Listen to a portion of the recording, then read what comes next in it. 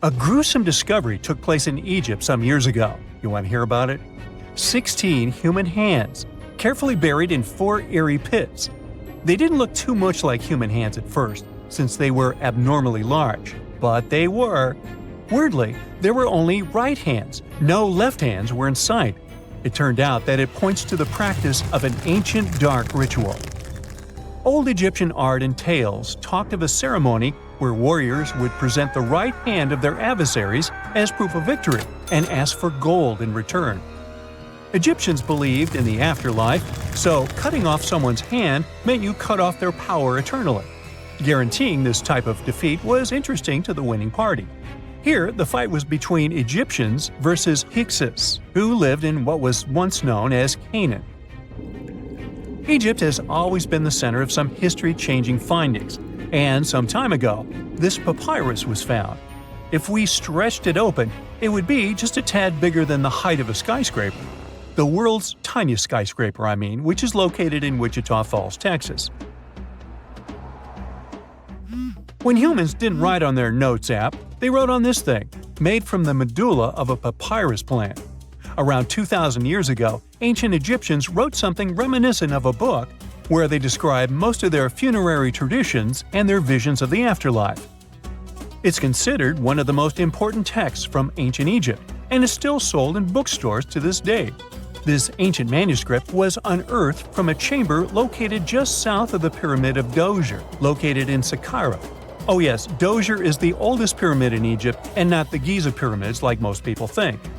So recently, the site of Saqqara buzzed with excited archaeologists who probably found one of Egypt's oldest complete mummies. They believe that this beautiful and well-preserved mummy was that of a wealthy man. He was discovered in a deep shaft, covered in layers of gold leaves. There are many symbols that show he was an important and wealthy man, like the band he wore on his head, the bracelet on his chest, and the fact that he was embalmed with a tunic, which was reserved for Egypt's finest. The most exciting part of the entire discovery was finding the resting place sealed with mortar, just as the ancient Egyptians had left it 4,300 years ago. Now this may sound weird, but back in 2008, archaeologists discovered a missing pyramid. Now it went missing because it deteriorated over the span of 4,000 years. Today, you can only see its base. It was a pretty important site back in ancient times. It is said that around the area of the pyramid, the ancients hosted a special type of ceremony where high priests would carry mummified remains of sacred bulls. Now here's a fun fact. Ancient Egyptians believed that Apis bulls were earthly incarnations of the city deity of Memphis and was connected to rites of fertility. It wasn't just any Apis bull, though. They needed to be all black, with a single white mark between its horns and a bunch of very specific characteristics. They were selected by the local priests and honored until they passed away. After that, they were mummified and buried in underground galleries. Meanwhile, this missing pyramid sort of disappeared around the 1800s. It was a German archaeologist who first found it in the village of Saqqara. He called it the Headless Pyramid when he first found it. But then, years after the official discovery, the desert sand came along and covered the whole thing. There were some excavations between the 19th and 20th centuries, but they weren't too systematic. That's why scientists were so thrilled when they dug an entire pyramid's base after removing the 25-foot mound of sand that was covering it. Oh, and it turns out American archaeologists are excavating a cemetery in Egypt that could contain over 1 million mummified bodies.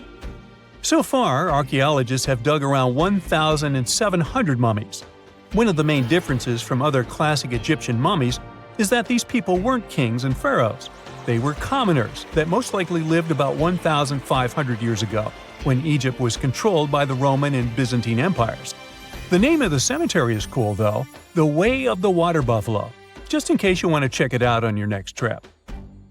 Other than bulls and buffaloes, ancient Egyptians also liked baboons.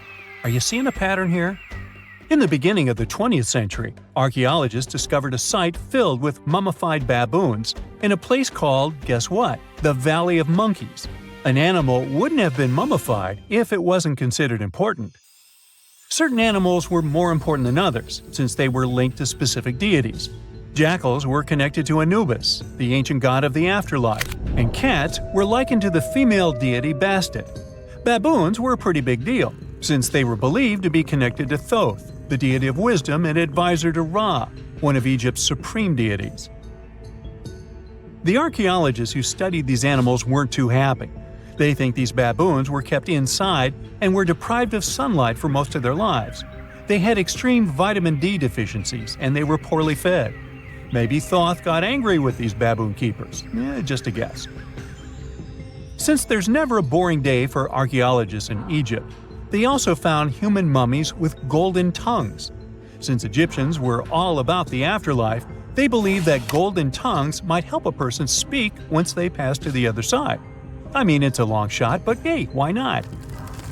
Some of these mummies were placed in wooden coffins with goods, such as necklaces, pottery, golden artifacts in the shape of lotus flowers and scarab beetles, and iPhones. Just kidding. A new temple was also unearthed recently in Egypt. Scientists believe it was dedicated to honor Zeus Cassios.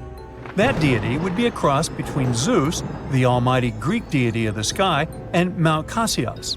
While digging around the Sinai Peninsula in Egypt, archaeologists spotted 2 pink granite columns poking out of the ground, and bingo. They believe these columns represented the temple's front gate and collapsed during an earthquake many years ago. And speaking of deities, there weren't only super serious deities. Recently, scientists unearthed a golden ring in a city south of Cairo. No, Frodo, it's not magical. It was a normal gold ring, but it had the depiction of the deity of fun, officially named Bes. This deity is often described in sacred texts as a happy chubby dwarf. Today, many tattoos we get are sorta deprived of any sense and are made of aesthetic purposes only. In ancient Egypt, though, women would get tattoos as a token of protection for childbirth. That's what scientists think, at least. Around the Nile region, scientists found some mummies that had well-preserved tattoos, which is a rarity since the skin deteriorates so easily. 2 of these women tattooed their lower backs, and the drawings were simple. They were mostly pictures, including that same chubby dwarf we just talked about, Bes. He also had a side hustle as the protector of women during childbirth. Now, would you believe me if I told you ancient Egyptians invented robots? No? Well, that's because that's not entirely true. Sure, they were astronomers, mathematicians, and engineers, and somehow they also squeezed an eccentric invention into that package. An automated deity some scientists called Hathor. This wooden statue had been in the Metropolitan Museum of Art for years before someone noticed its secret. With the help of an X-ray machine, specialists discovered a mechanical operating system inside it. The pulley-like axis goes from the statue's shoulder to her left leg. When the system rotates, the statue raises and lowers her hand. Hey, pick me! Pick me! I got my hand up here. Hey, I bet you didn't know that trees used to grow in the middle of Egypt's barren, sun-roasted Sinai desert. It's true. If you can't picture it, I don't blame you. But archaeologists have recently stumbled upon a tree-lined boulevard. Yep, an actual green avenue, leading to a massive ancient fortress. No, this isn't some mirage or an overactive imagination, although I do have one. But it's turning our ideas of ancient Egyptian desert life upside down. Let's rewind a bit. The site in question is called Tel Abu Saifi, located in the northern part of the Sinai Peninsula. For a long time, it was known as a dusty archaeological footnote, the home of ruins from the Ptolemaic and Roman periods. You know, the era after Alexander the Great swaggered through Egypt and the Roman Empire called dibs. But recently, Egypt's Ministry of Tourism and Antiquities decided to give it a fresh dig. And what they found out turned to be more than just a forgotten outpost. We're talking about a full-on military fortress with defensive trenches, paved roads, lime kilns, barracks for soldiers, and even room for their families. A whole bunch of living quarters right in the middle of a desert doesn't feel very homey until you remember our star, the unexpected Green Avenue.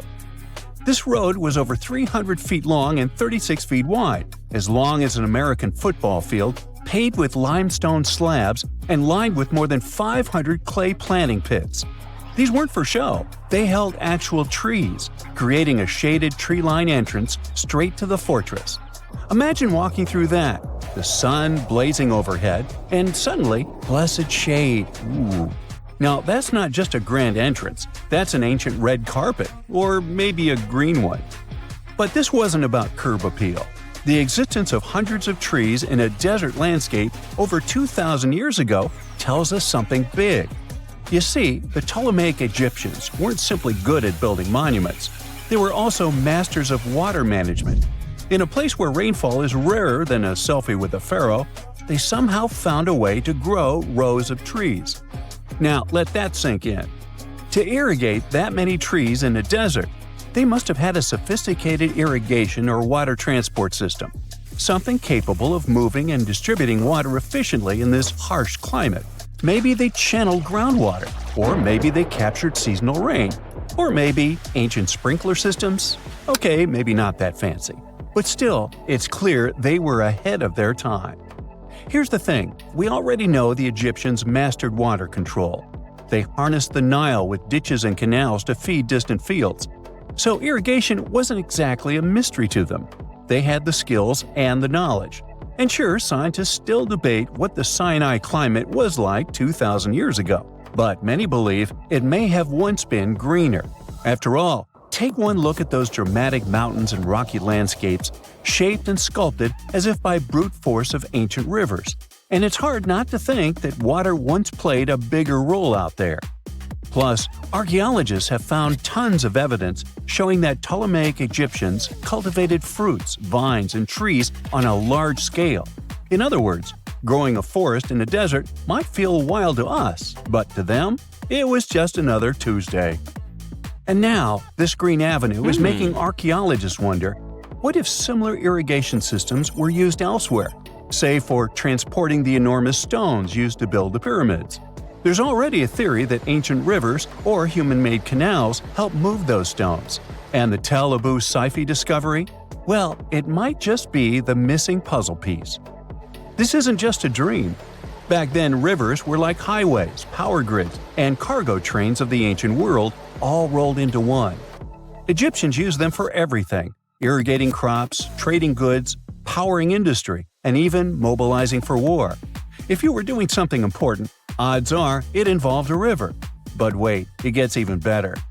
Excavations revealed deep defensive trenches, like ancient moats, dug more than 6 feet deep around the fortress.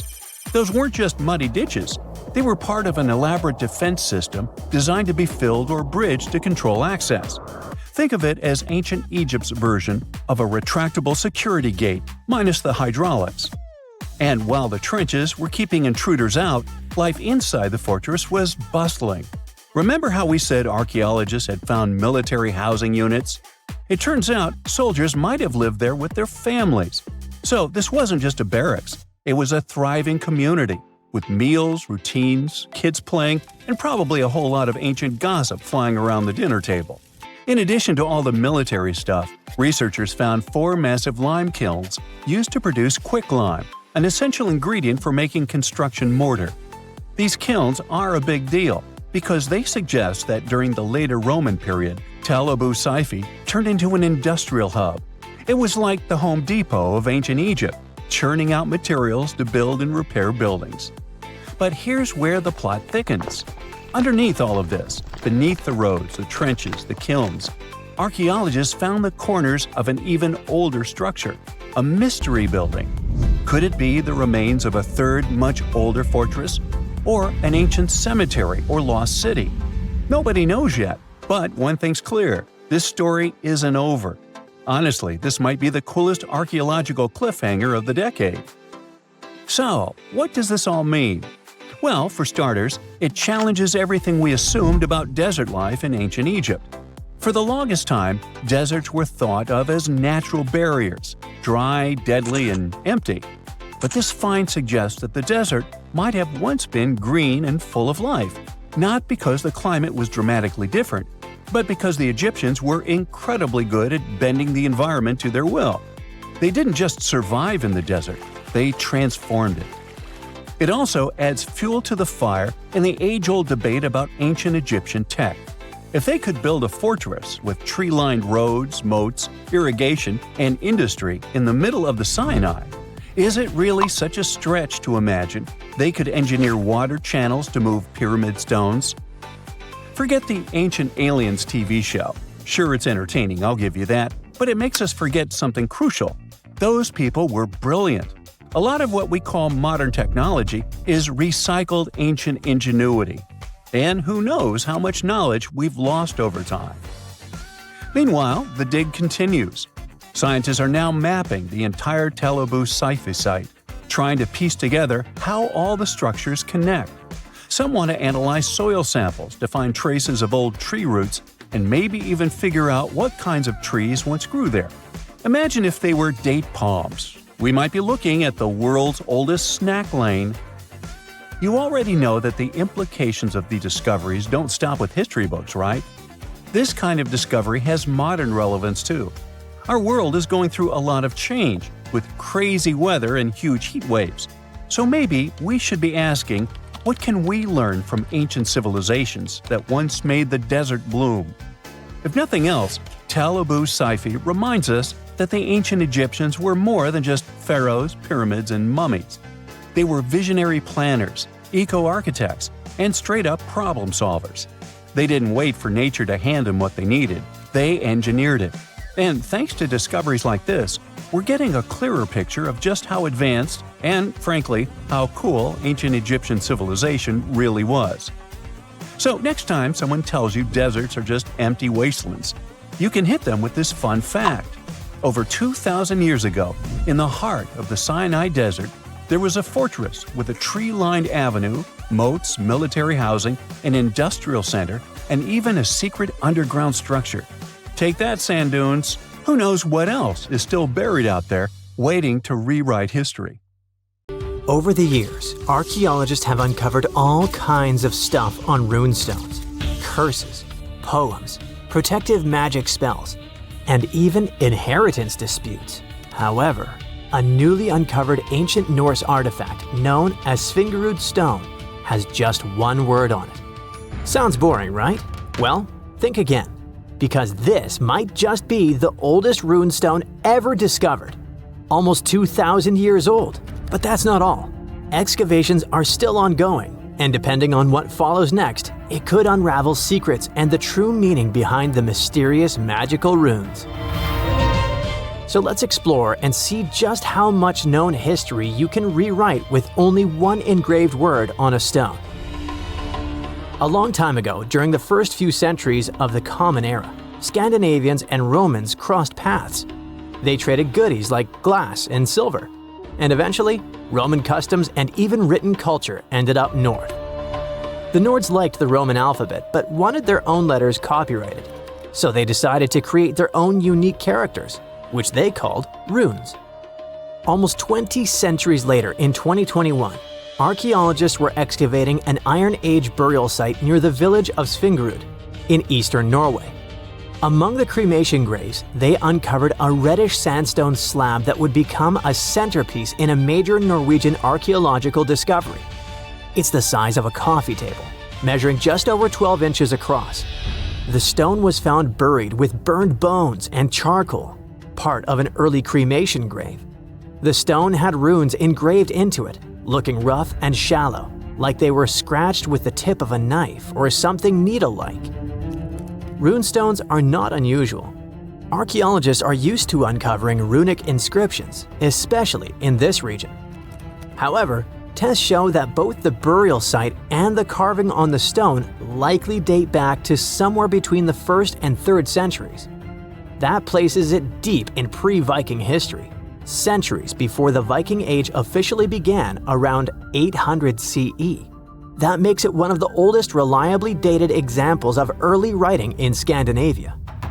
When you look at these carvings, they either look like magical symbols made to call on Nordic deities to help you, or like random scratches made by an angry man hitting a stone with something sharp. But these are real letters, crude but intentional.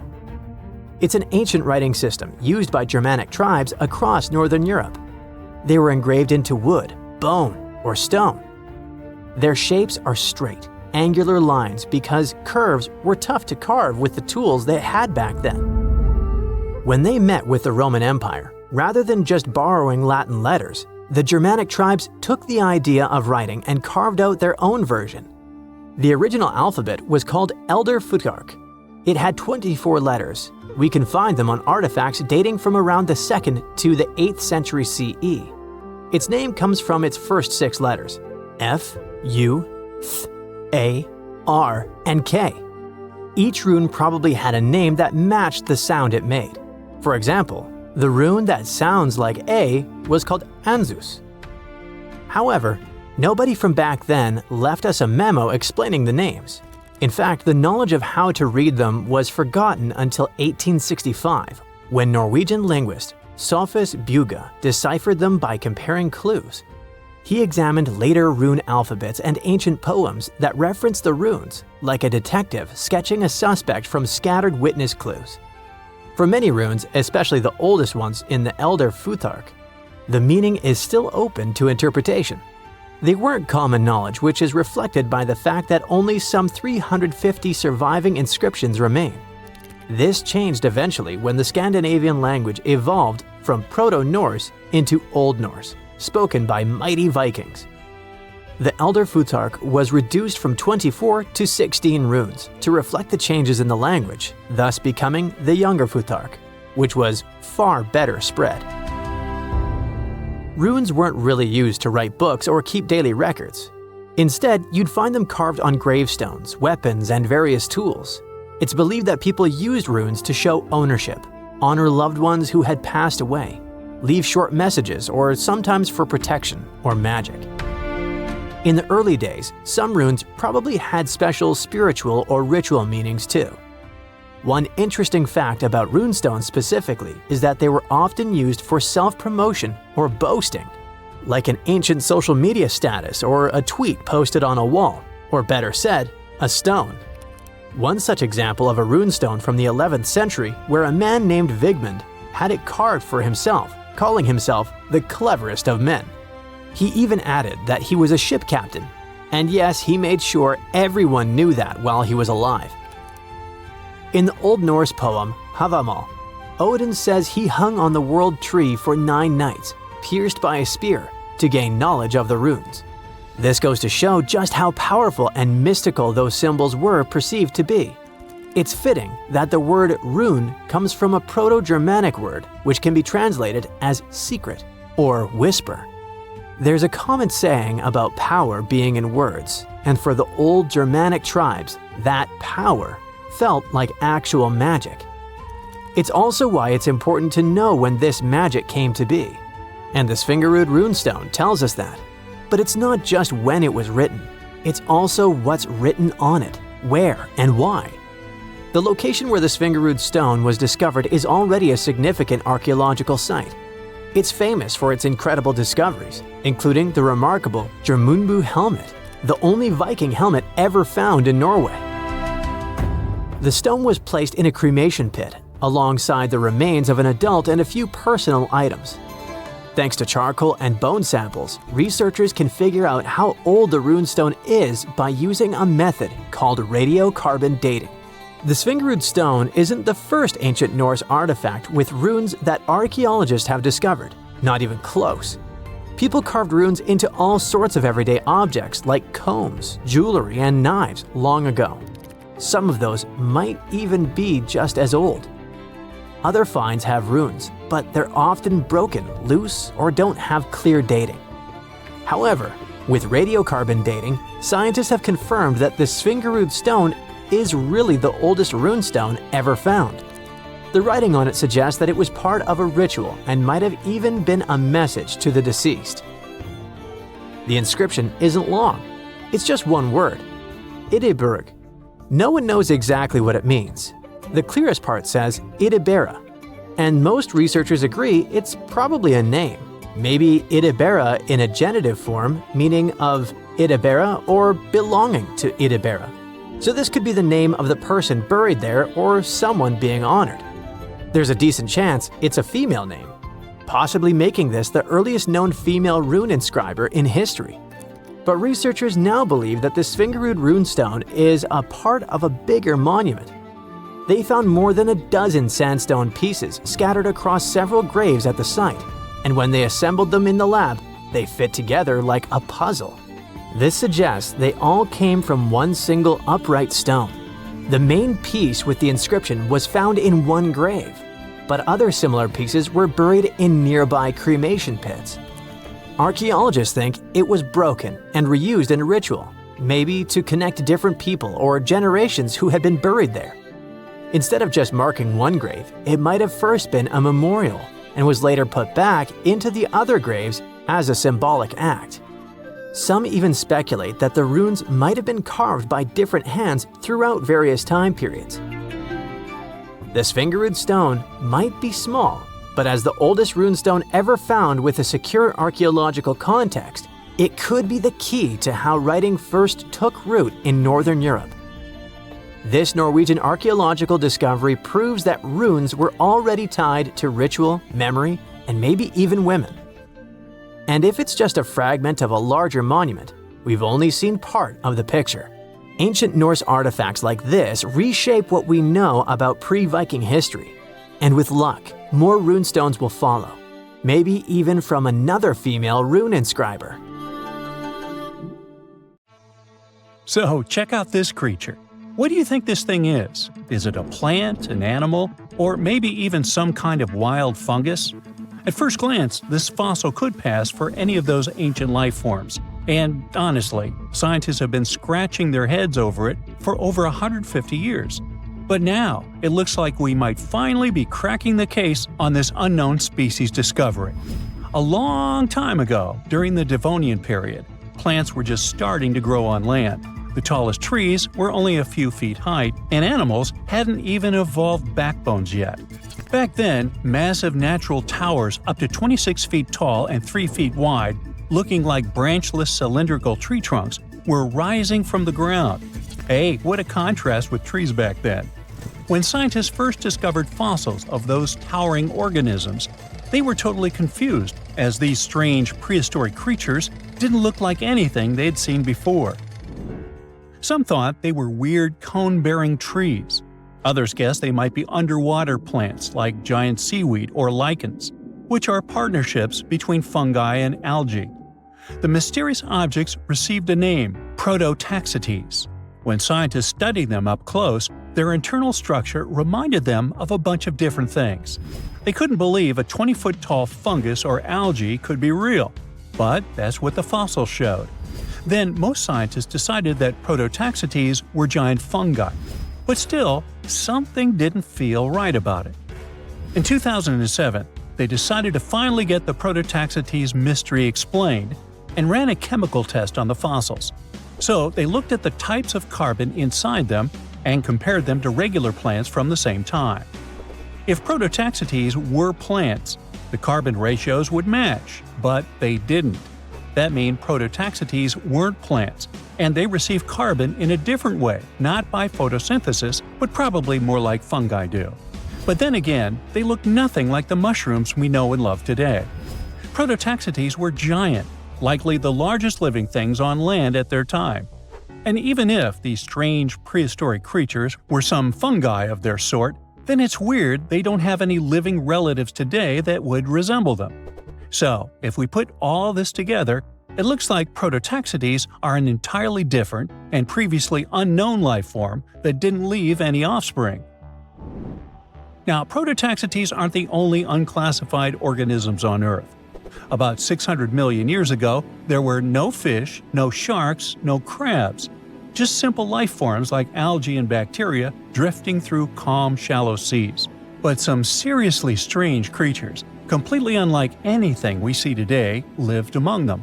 They looked like underwater ferns, stood perfectly still, and absorbed nutrients straight from the water. These bizarre life forms were rangeomorphs. They ruled the oceans that were thick with nutrients back then. So rangeomorphs didn't need mouths, eyes, or muscles to survive and just soaked up whatever they needed. Some of them were as small as a finger, and others grew as tall as 6.5 feet. But as Earth entered the Cambrian period, the oceans became much more competitive. Fast-swimming creatures with limbs, eyes, and jaws showed up, and ate the same food faster, and maybe even ate the rangeomorphs themselves. The chemistry of the oceans also started to shift, and the nutrient-rich waters became more like today's oceans, where food floats around in particles that active animals scoop up. So the rangeomorphs vanished forever, but scientists still find their fossils all over the world, preserved in ancient rock. They had an incredible fractal design, a pattern that repeated itself at every level, from the smallest branches to the full body. Using fossil clues, researchers built 3D computer models of what rangeomorphs looked like. They found out that these strange prehistoric creatures filled their space in a nearly perfect way. They were like optimized living sponges. But scientists still can't agree on where exactly rangeomorphs fit on the tree of life. At first, they argued over whether they were plants, animals, fungi, or something completely different.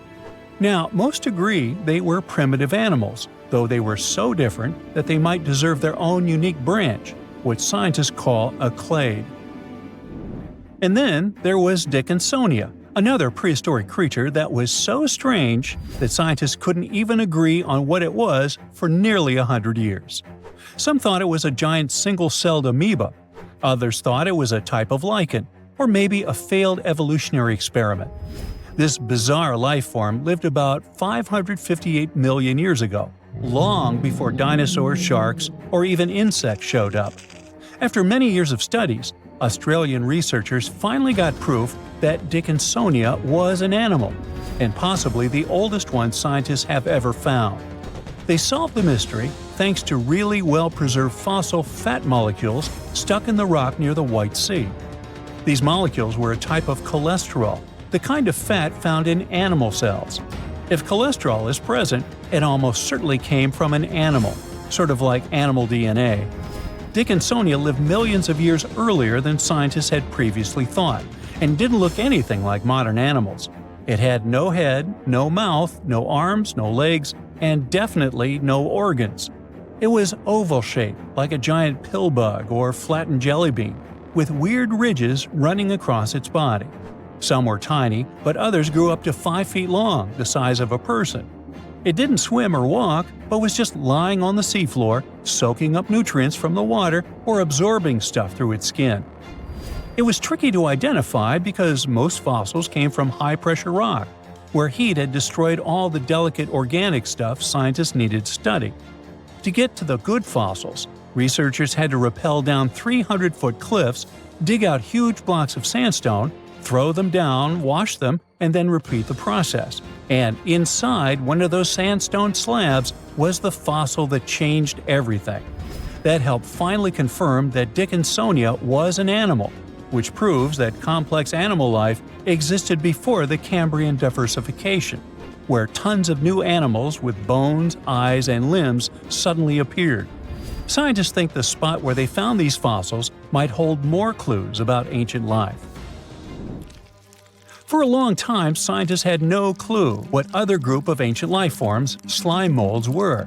These weird jelly-like blobs that pulse and ooze on rotten logs and forest floors aren't fungi like mushrooms, though people thought they were for years. It turns out they're more like amoebas, squishy, single-celled organisms that can move around.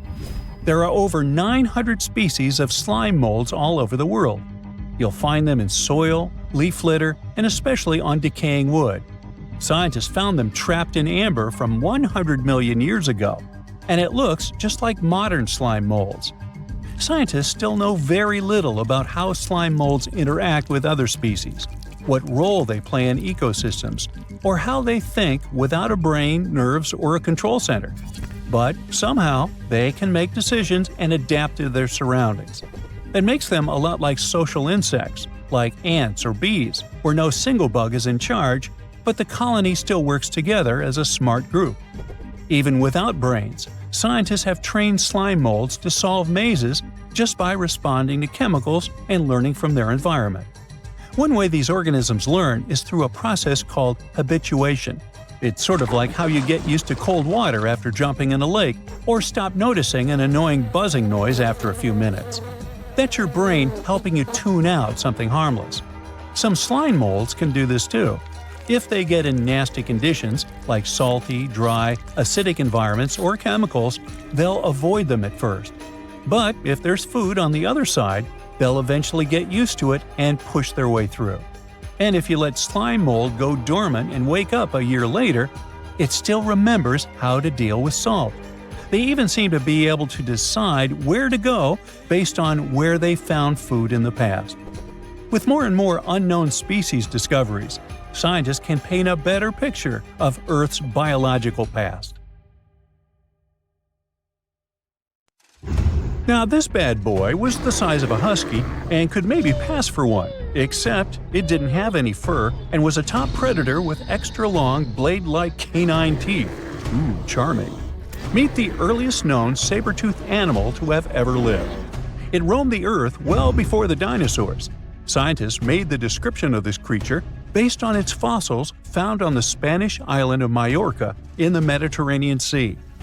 About 200 million years ago, none of us were around then, the very first true mammals appeared, and they lived right alongside the dinosaurs. But if we trace the family tree of mammals even further back, we'll find an ancient group called Therapsids. They didn't look like mammals we have today, but they had some key features that would eventually help define mammals. For example, Therapsids had special openings on the sides of their skulls for jaw muscles, and parts of their jaw bones would later evolve into the tiny middle ear bones that all mammals, including you, have today.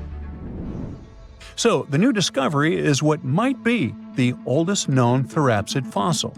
The fossil, which doesn't have an official species name yet, belongs to a group called Gorgonopsians.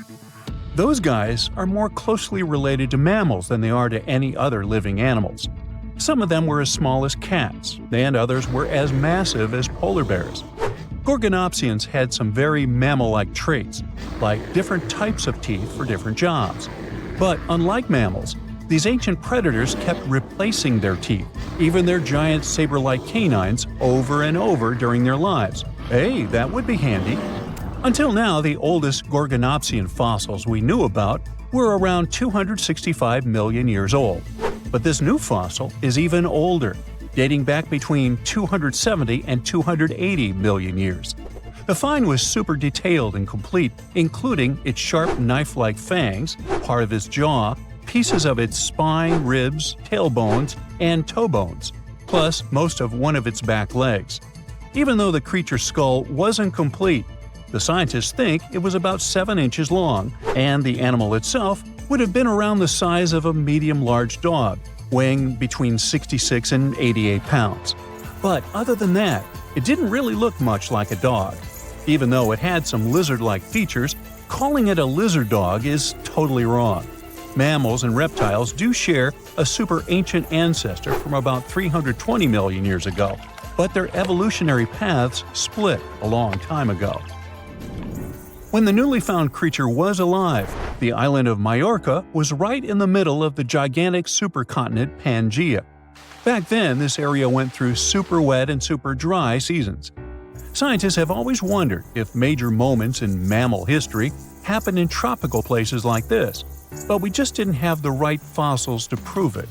Now, with the discovery of the oldest known Gorgonopsian in Majorca, the missing pieces of the puzzle are coming together. It looks like some huge steps in mammal evolution could have happened in low-latitude environments we haven't explored much yet. The so-called gap in the fossil record might just be because paleontologists weren't looking in the right spots. Our hero of the day wasn't the only cool guy rocking the planet before dinos settled in.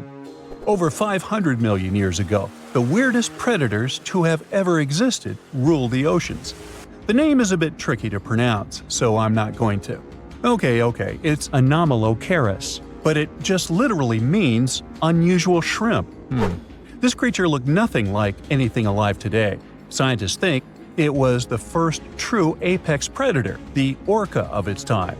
Anomalocaris was massive for its era, as it grew up to 3 feet from its sharp grabbing arms to the tips of its tail fins. For a while, everyone thought trilobites were its go-to meal, but new research shows it wasn't strong enough to crack open trilobite armor. So instead, it was a speedy, agile hunter with awesome vision, and it often picked off soft-body animals that zipped through the open water. Now, another really cool creature from pre-dino times is a fish that could walk on land. Tiktaalik lived in marshy rivers that looked a lot like today's Amazon rainforest. It could grow up to 9 feet long, and it found its prey in rivers and inlets like a modern-day freshwater crocodile. It had a flexible neck and even some early versions of lungs, and thanks to them, it could survive both in water and out of it. Why fish like Tiktaalik started moving toward land about 395 million years ago is still a bit of a mystery. Around that time, the ancient supercontinent called Gondwana was drifting closer to the land that would become North America. This slow movement created lots of shallow, swampy habitats, which were perfect places for crocodile-like animals to thrive. Plus, these areas were near the equator, so they were warm and tropical. But there wasn't a lot of food waiting for them on land, so maybe they moved there for safety reasons. There were fewer predators and better spots to lay eggs there compared to the water. Creatures first adapted to living in open water, then shallow water, then marshes and river edges, and only after a long, slow transition did they finally step fully onto land. Now, how about a millipede the size of a small car and weighing as much as a large dog? This beauty lived over 300 million years ago in what is now England. Back then, during the Carboniferous period, Earth's atmosphere had way more oxygen, over 26%, compared to today's 21%. Scientists used to think the high oxygen levels were the only reason these creatures could get so big. But back then, they found a new fossil from a time when oxygen wasn't that much higher than today. They discovered it purely by accident, when a boulder split just right and revealed one of the most complete and largest giant millipede specimens ever. This one could have lived not just in swampy areas, but also in open woodlands filled with tasty seeds, nuts, and maybe even small animals. There's a chance that this beast wasn't a slow, plant-munching crawler, but a predator that would snap up whatever it could find. After dominating the Earth for about 45 million years, the giant millipedes eventually vanished. Probably the reptiles pushed them out, clearing the way for the age of the dinosaurs. Now, in case you ever wondered what would happen if you crossed a polar bear with a saber-toothed cat, here's the answer. This guy ruled the southern ecosystems after migrating 7,000 miles across the supercontinent Pangaea around 252 million years ago. It had a tough skin like a rhino's and massive canines, perfect for tearing away huge chunks of meat, and it was an excellent runner. Once it got to its new home, in what is now South Africa, it replaced a whole group of local predators. But its glory didn't last long, as closer to the end of the Permian period, massive volcanic eruptions made the weather patterns change and wiped out about 90% of all species. And because top predators are usually big, slow to grow, and not super common, they often vanish among the first when massive extinction events hit. And that's how our guy here went extinct. Our final creature of the day was a dragonfly that lived around 300 million years ago and had a wingspan of over 2 feet, 6 long, spiny legs, and huge, bulging eyes. Mangajura. This 4-winged giant is most likely the largest flying insect that ever lived, and it easily outsizes today's dragonflies, which are its distant relatives. Like modern dragonflies, Mangajura like to hang out in open areas near ponds and slow-moving streams. But unlike today's dragonflies, it wasn't just catching tiny bugs.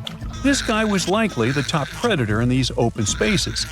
It used the spines on its legs like a flying trap to snatch prey out of the air, including other flying insects, small amphibians, and even lizard-like creatures. Scientists found the first fossils of Mangajura in 1880 in the coal-rich rocks in France. The fossils were incredibly well preserved and showed off the detailed vein patterns in their wings. Scientists think Mangajura grew so huge because it didn't have much competition from vertebrates, and the air back then, during the Carboniferous period, had a lot more oxygen than it does today. Humanity has been looking to the stars, searching for secrets that outer space is hiding. But deep underground, within the soil of our own planet, there are literal troves of fantastic things just waiting to be discovered. How can you talk about excavations and not mention Egypt? In 2019, archaeologists uncovered a tomb of a high official in South Sahara who lived about 4,400 years ago. His name was Kui, and the hieroglyphs on the walls of the tomb recited his many titles, one of which was the sole friend of the pharaoh of the time. The discovery could have been pretty usual for Egypt, if not for the tomb's interior. The walls, the ceiling, and even parts of the floor were covered in hieroglyphs, pictures, and intricate patterns. But what surprised the scientists the most was how well preserved the colors of those images were. Despite the cracks and chips on the walls and the ceiling, they were still bright and vivid, almost as if they had been painted recently. In Israel, a whole city was discovered by archaeologists in 2019. It dated back 5,000 years to the early Bronze Age and was home to about 6,000 people. Millions of tools, fragments of pottery items, and stone vessels were found at the site. Scientists say the city was so huge, it could be called the New York of the period. The megalopolis was carefully planned, with dozens of streets, alleyways, and public and residential areas. Archaeologists state that the citizens used to live and trade not only with different regions, but also with various cultures and kingdoms. Bar Hill is an Iron Age settlement in eastern England, and archaeologists suddenly stumbled upon a very unusual thing there. As they were scouting the area, they looked inside one particular ditch and found thousands of frog bones. Later calculations showed more than 8,000 bones belonged to frogs and toads. There were no signs of damage. The bones lay in heaps and piles. Scientists have no idea what could have drawn so many frogs and toads to a single place. It's known that local people of the time ate frogs, so the settlement's inhabitants could have brought them there. Other versions state that the frogs could have come for the large amounts of insects feeding on the crops, or they may have been looking for a body of water and got trapped in the ditch. As for now, the frog mystery remains unsolved. Not so much mysterious as amusing. A nearly 1,800-year-old insult was found carved in stone, not far from Hadrian's Wall in England. An ancient Roman fort just south of the wall had a lot of writing tablets, but this particular one was especially curious because of its contents. The stone mentioned some Secundinus and said a pretty nasty thing about him. In fact, this is the first stone graffiti ever found that indicates Romans did have quarrels amongst themselves. A rancher in Wyoming, not far from the town of Newcastle, was going about his ranching business when he suddenly stumbled upon a weird bone sticking out from the soil. As he carefully dug it out, he realized the bone belonged to a huge creature. It was larger than a bear. But even so, there were no bears in the area. The rancher called scientists to figure out what it was all about. When they excavated the parts, they ended up with 3 skeletons of dinosaurs, Triceratops to be precise. Researchers were astounded by the discovery for 2 reasons. First, the skeletons were surprisingly complete. There were limb bones, skull parts, feet, and parts of tails. Second, Triceratops had been considered loners because all the previously found skeletons were found alone. In this case, there were 3 of them. One seemed to be a youth, while the 2 others were probably its parents. Judging by the tooth marks on the bones of the largest of the 3, a T-Rex attacked the family, and they couldn't escape from the huge predator. The catacombs of Paris are yet to be fully charted, and strange things keep coming up down there. One of them was found in August of 2004. The local police were having a routine training exercise in the caverns not far from the Eiffel Tower when they unexpectedly came upon a large cave transformed into a fully equipped movie theater. The chamber had an arena where the viewers would sit, a full-sized screen, a projector, and many movies to watch. Interestingly, they were all regular ones, featuring 50s noir films and more recent pictures. There was also a second, smaller cavern adjacent to the first one. which was used as a restaurant. Someone installed an electricity system and at least 3 phone lines in the underground cinema. But the most sinister thing happened when the officers returned to the site 3 days later to further investigate the matter. They found that all the power cables and phone lines had been cut, and a mysterious handwritten note was lying in the middle of the floor, saying, "Do not try to find us." Nobody still knows who built that underground movie theater and why. In 1948, the first report came about a puzzling 93-mile-long wall built in Jordan. It's still unknown who made it, when, and why. Its purpose is not defensive. It was too low and narrow to have protected anything from anyone. It lies in ruins today, of course, but when it was still quite new, most of it was about 3 feet tall and 1.5 feet wide. The most popular theory explains that the strange wall might have served as a farmland boundary. Researchers found traces of ancient agricultural lands to the west of the wall. The boundary might have protected those from hungry goats emerging from the east with nomadic tribes. While we're still in Jordan, there's one more mystery here: stone circles that date back 2,000 years. They're pretty big, with a diameter of about 1,300 feet or more. So far, scientists have discovered 11 of these big circles. Yes, that's their official name. Still, they're just a couple of feet high, making them even more puzzling. Originally, researchers believed they were huge corrals for animals, but there are no openings between the stones the circles are made from to let people or cattle in or out. Currently, no one knows who built these ancient structures or why. Archaeologists in Glasgow excavated a 5,000-year-old stone slab in 2016 and then buried it again. The slab is called the Cockno stone and has been known to the locals since the 19th century. The stone is large and flat, measuring 43 by 26 feet, and has swirling decorations that had been found at many other prehistoric sites across the globe.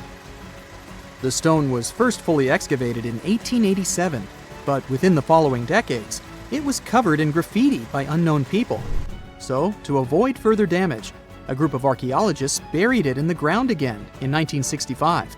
And then, in 2016, another group of researchers unearthed the Cockno stone again to record the artwork using modern photography and surveying techniques. You've heard all about Stonehenge, but what about the Superhenge? In 2015, archaeologists couldn't believe their eyes when they discovered a whole number of stone monoliths just a couple of miles away from Stonehenge. They had once stood upright, but about 4,500 years ago, the wind and erosion of the ground must have pushed them over, which is why nobody had discovered them earlier. Their purpose remains unknown, but scientists have a few theories. It could have been a giant Neolithic monument, or it could have formed a C-shaped arena leading down to the Avon River nearby. The springs and a valley completed the picture, so the Superhenge might have served as some sort of a decoration or even as part of a larger structure combined with the Stonehenge not far away. Recently, scientists made an astonishing discovery that might solve Stonehenge's mystery. They found something hidden deep within the DNA of Stonehenge's sarsen rocks, the huge monolithic ones, and it might reveal why our Neolithic ancestors designed and built this thing in the first place. Over the years, scientists have been scratching their heads trying to figure out where the huge sarsen rocks came from. For years, they believed they came from a quarry just 15 miles away from the site, known as Marlborough Downs. At this site, they found similar minerals to the ones that make up the sarsen rocks. But it turned out there was more to this story than they thought. The understanding of how Stonehenge was built is always changing. Scientists need to really travel back in time to uncover its mysteries. Where did the rocks come from? How were they carried? Why was the site built? You see, the Stonehenge site, located at Salisbury Plain in England, is made up of two main types of stone. There are the super heavy sarsens and the lighter and smaller bluestones. The sarsens each weigh about 25 tons. That's as much as 3 African elephants stacked together. The heaviest sarsen stone, called the heel stone, weighs 30 tons all by itself. Together, the Saracens make that iconic outer ring circle. Inside that circle, that's where you'll find the blue stones. The naming might seem a bit misleading since they're not really blue.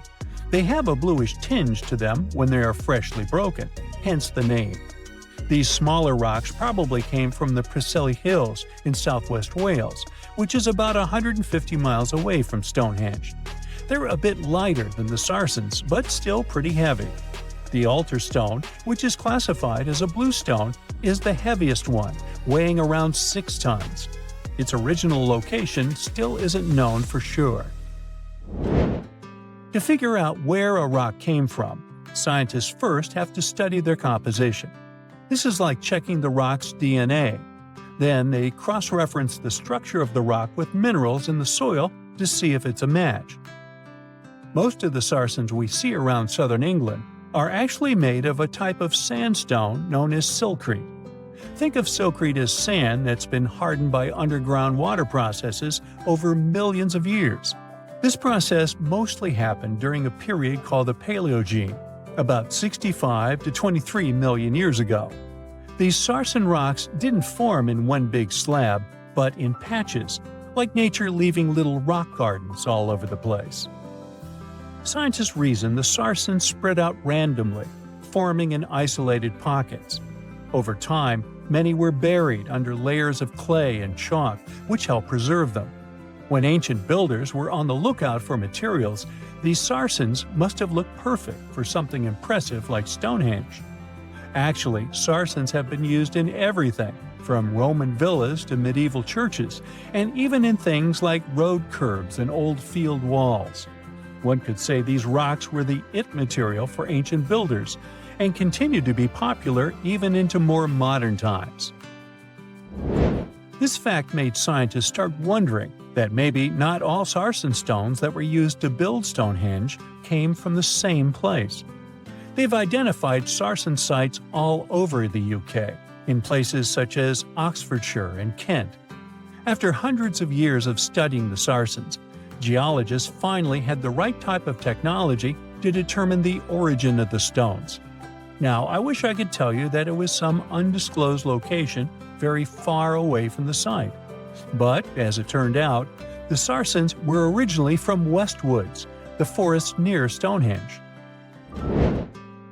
A new factor came into play when excavations uncovered empty stone holes, showing that at least 6 blue stone pillars were removed from a Preseli Hills site called Wan Main in prehistory. They had a stone circle over there, and it's believed that some of Stonehenge's rocks were recycled rocks from this more ancient circle. If this is true, it might be that Stonehenge is part of a much larger landscape of ancient sites. If this is the case, then Stonehenge is just the cherry on top of a much larger scale project. Think of it as the sacred centerpiece of an entire landscape of monuments, mounds, stone circles, and things. This is why scientists want to find out where the rocks came from so badly. It could lead to why and how Stonehenge was built. Now, Stonehenge didn't just pop up overnight. It was built in several stages over hundreds of years. It's likely that it wasn't a single unified vision, but more like a big community project that evolved over time. With each generation, the builders brought in their own ideas, creating a stone structure that would last for ages. The first stage was around 3100 BCE. That's when people dug out a circular ditch and likely set up some bluestones as sort of a starter ring. Later, they added the Saracens and even topped some of them with horizontal stones to form those famous arches you see today, also known as the trilithons. These ancient builders had some challenges on their hands. How would they move the rocks?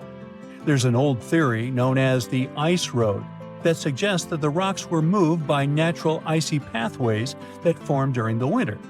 This way, they could slide the rocks down all the way to Stonehenge. But hey, if we're talking about a distance of over 100 miles, that's not too realistic. Anyways, this theory was debunked because it was warmer back then than it is today. There's also the river theory, which suggests that the rocks were floated along the river from the quarry to the site.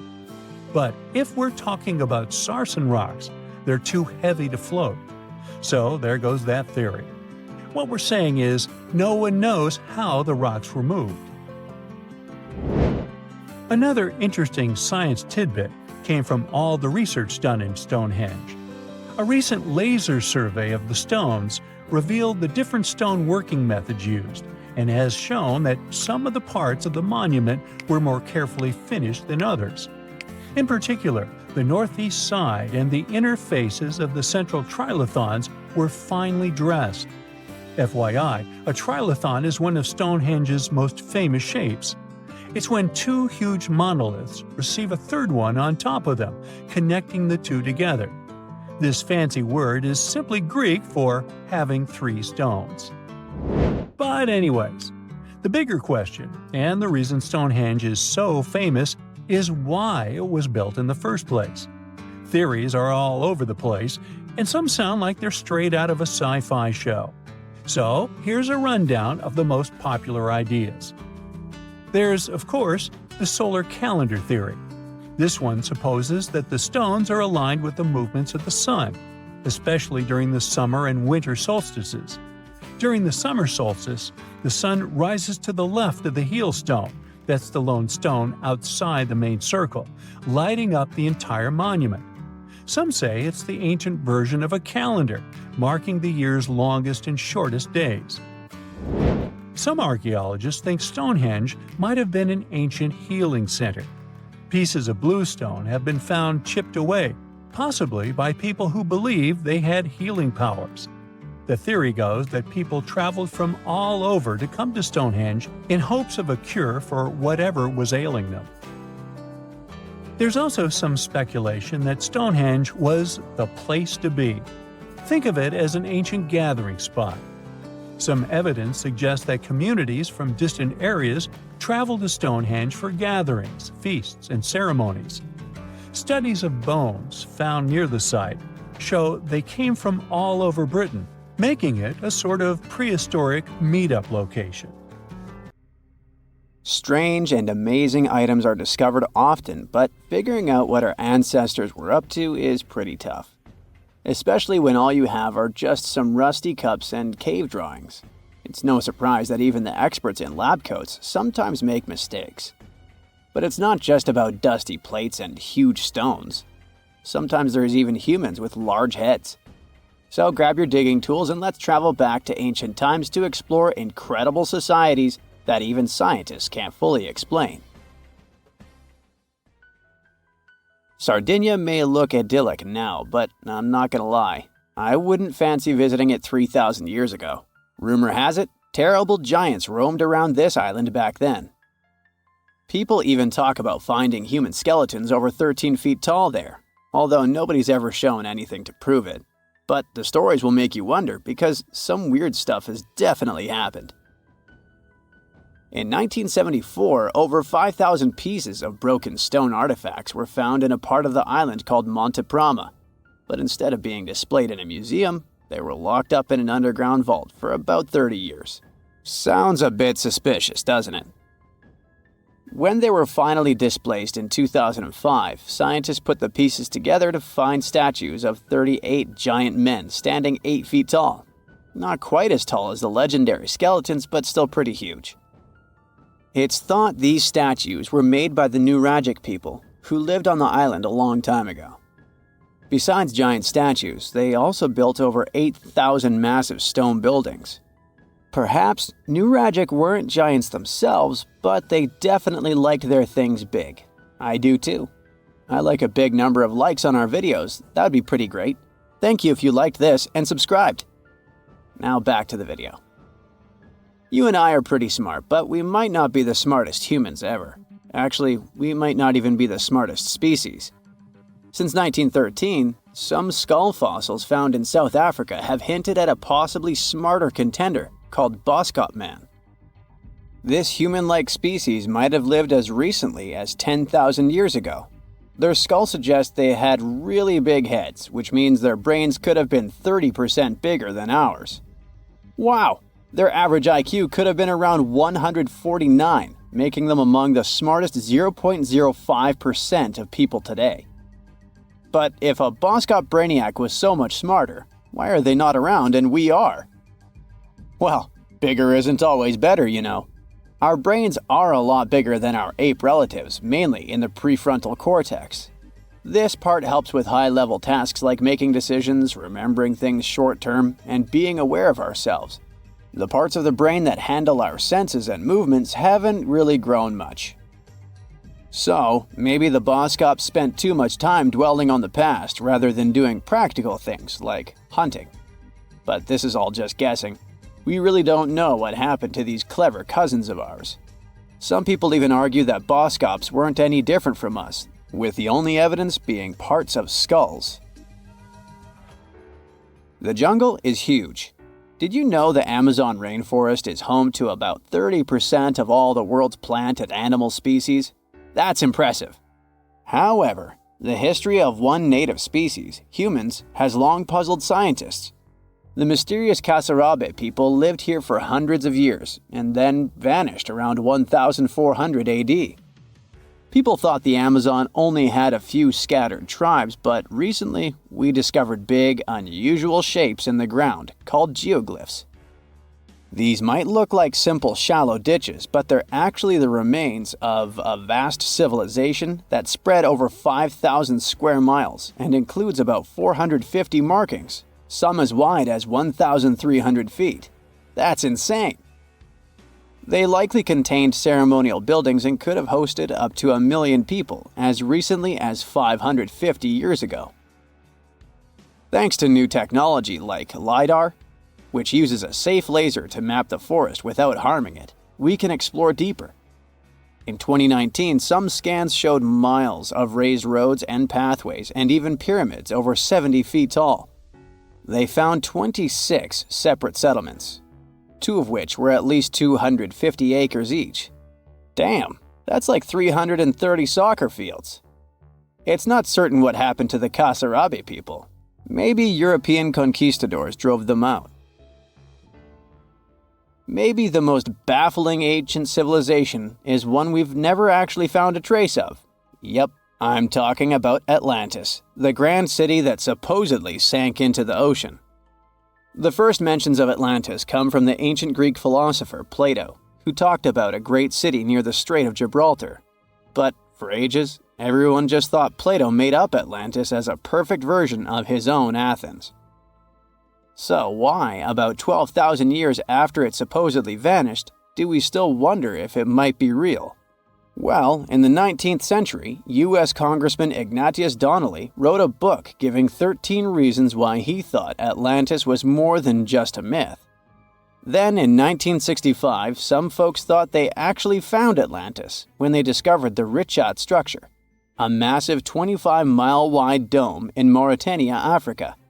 It's so big that you can see the whole thing from space.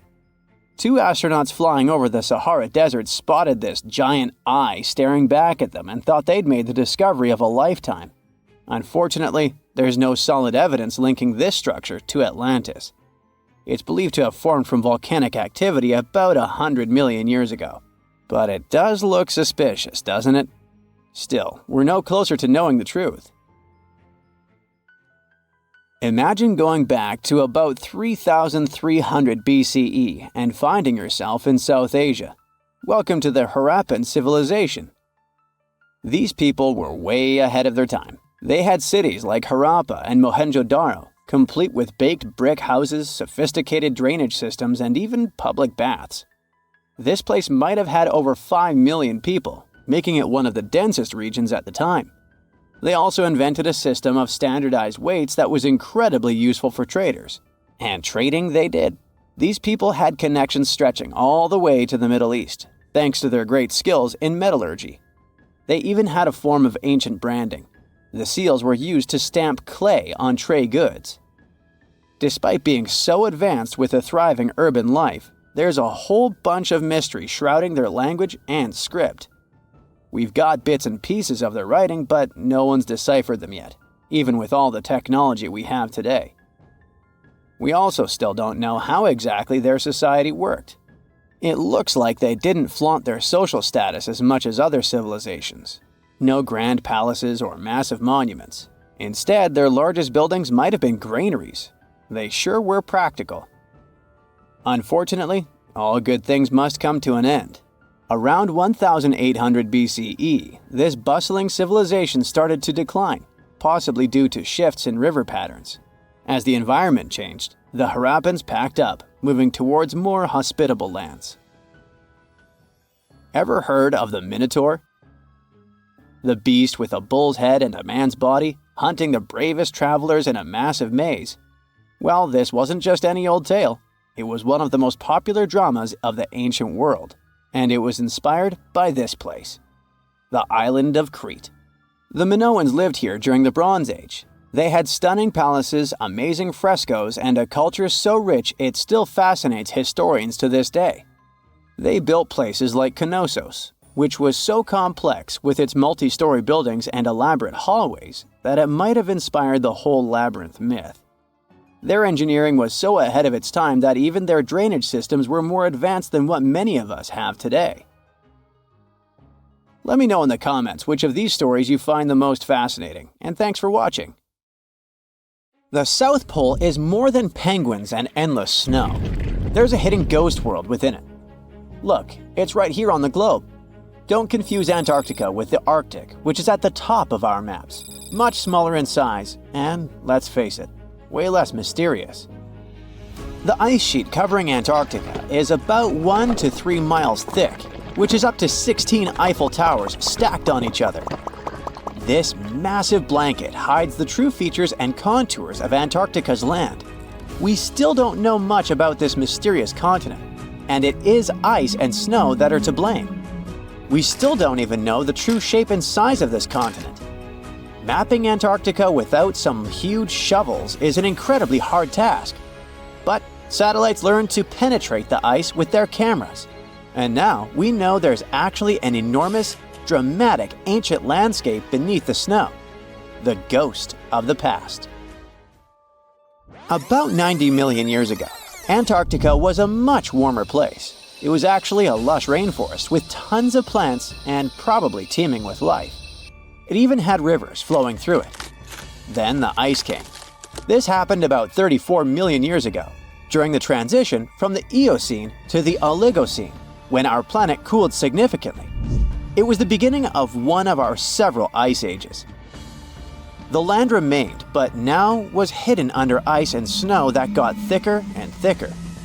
To a regular eye, Antarctica turned into a white desert, vast, flat, and featureless. Time went on. This massive ice sheet moved around, smoothing and shifting the ground beneath it. Over the millions of years, it changed what the land looked like. Now, if we looked under the ice, it wouldn't hold any signs of the original South Pole, except for one place. In areas where the ice is especially thick and doesn't move much, like in East Antarctica, it has actually worked the other way around. It became like a super thick blanket that protects the land. Normally, things like wind or rain slowly wear away the ground over time, changing its shape. But since we have this protective ice blanket, it prevents these natural processes from reaching the stuff underneath. So, the ground stayed almost the same for millions of years, like it's been frozen in time. This special area near the Aurora and Schmidt subglacial basins has become the ghost of Antarctica's landscape. This place was barely touched even since it was first covered in snow 34 million years ago. This is a historical footprint, a place that can tell us what Antarctica's ground looked like before it became a freezing nightmare. As scientists peered under East Antarctica, they saw an amazing ghost. The traces of the rivers that were flowing there millions of years ago, various valleys, and some weird little islands, as well as 3 big chunks of land shaped like the letter U. Hey, what's that all about? You see, the continents on our planet are moving constantly, sliding along the red-hot lava mantle like cereal on milk. Over history, they came together and broke apart several times. Hundreds of millions of years ago, several continents were a part of one enormous Gondwana. Antarctica was one of them. It used to be one huge landmass. But when Gondwana broke apart, the poor continent got stretched by tectonic forces. Parts of land were pulled away from each other. Whoosh! And they got torn apart. And that's how we got these big chunks or blocks of land under thick layers of ice. In any case, scientists now want to explore this ghost a bit more. But to study it deeply, they need to actually drill down through the ice, like using a straw to get to the bottom of a thick shake. This will help them pick up some rocks and dirt from way below to learn more about the Earth's history and climate. Antarctica is the 5th largest continent in the world, approximately bigger than the entirety of Europe or Australia, competing with the entire South America in size. Aside from East Antarctica, we discussed there are several more regions: Antarctica Peninsula, South Pole, West Antarctica, and the Ross Sea. The continent is basically a frozen sandbox, and all its hidden, mysterious landscape is actually less explored than Mars's terrain. We only know for sure that without ice, it wouldn't just be flat and empty, but an entire world full of big mountains, huge canyons, and even fiery volcanoes. Some of these volcanoes are so huge that they peak above the layers of snow. In West Antarctica alone, there are at least 138 volcanoes, though only about 8 or 9 are active today. One of the craziest ones is Mount Erebus, the southernmost volcano and the tallest one on the continent, about 12,500 feet high. And deep beneath the ice sheet, this guy hosts incredible, beautiful subvolcanic caves. The temperatures there are warm enough for t-shirts. The Antarctic Peninsula, or Lesser Antarctica, looks like a bunch of mountainous islands deeply underground. It has newer volcanic rocks that are part of the Pacific Ring of Fire, which is like a giant circle of volcanoes and earthquake zones around the Pacific Ocean. The Greater Antarctica is a huge part, almost as big as Australia. It consists of East Antarctica and the South Pole. Beneath the ice, it's a place of rocks that have been around for a very, very long time, including the special zone we mentioned. You probably know that Antarctica is nearly devoid of humans. No wonder, with a mean temperature of about -46 degrees Fahrenheit. But even though this place is horrifyingly cold and deserted, life still clings on. You guessed it, in the underworld. In 2017, scientists found DNA traces of algae, moss, and even possibly unknown small animals in the deep caves. That means that even in such crazy conditions, there are still unique ecosystems thriving in little isolated warm pockets beneath the snow. There was another incredible find beneath Antarctica's Ross Ice Shelf, a lively ecosystem vibing within an underground river. Scientists have long suspected that Antarctica's underworld should have some freshwater lakes and rivers. One day, a satellite spotted a groove there. They decided to explore it and used a hot water drill to melt their way through the ice. As they reached the underworld, they dropped a camera into one of those hidden fresh rivers. And at first, they thought they'd find just some rocks or something. But instead, they stumbled upon hundreds of amphipods, tiny shrimp-like creatures. Little ones instantly swarmed around the lens. Shrimps blocked the camera and scientists couldn't check out what they wanted to. Pretty funny, but at least that means that there really is an important ecosystem deep within Antarctica. Now, they're gonna explore it. And all this is just the beginning of the mysterious underworld. Antarctica's snow also hides the deepest canyon on Earth under the Denman Glacier. Well, Mariana Trench is still the deepest point on Earth, but it's a part of the oceanic crust, geologically speaking. Also, in 1958, explorers found a huge mountain range under the ice, as big and tall as the famous Alps Mountains. The range stretched for about 745 miles with peaks as high as 1.7 miles. And all this magnificence is buried under tons of ice.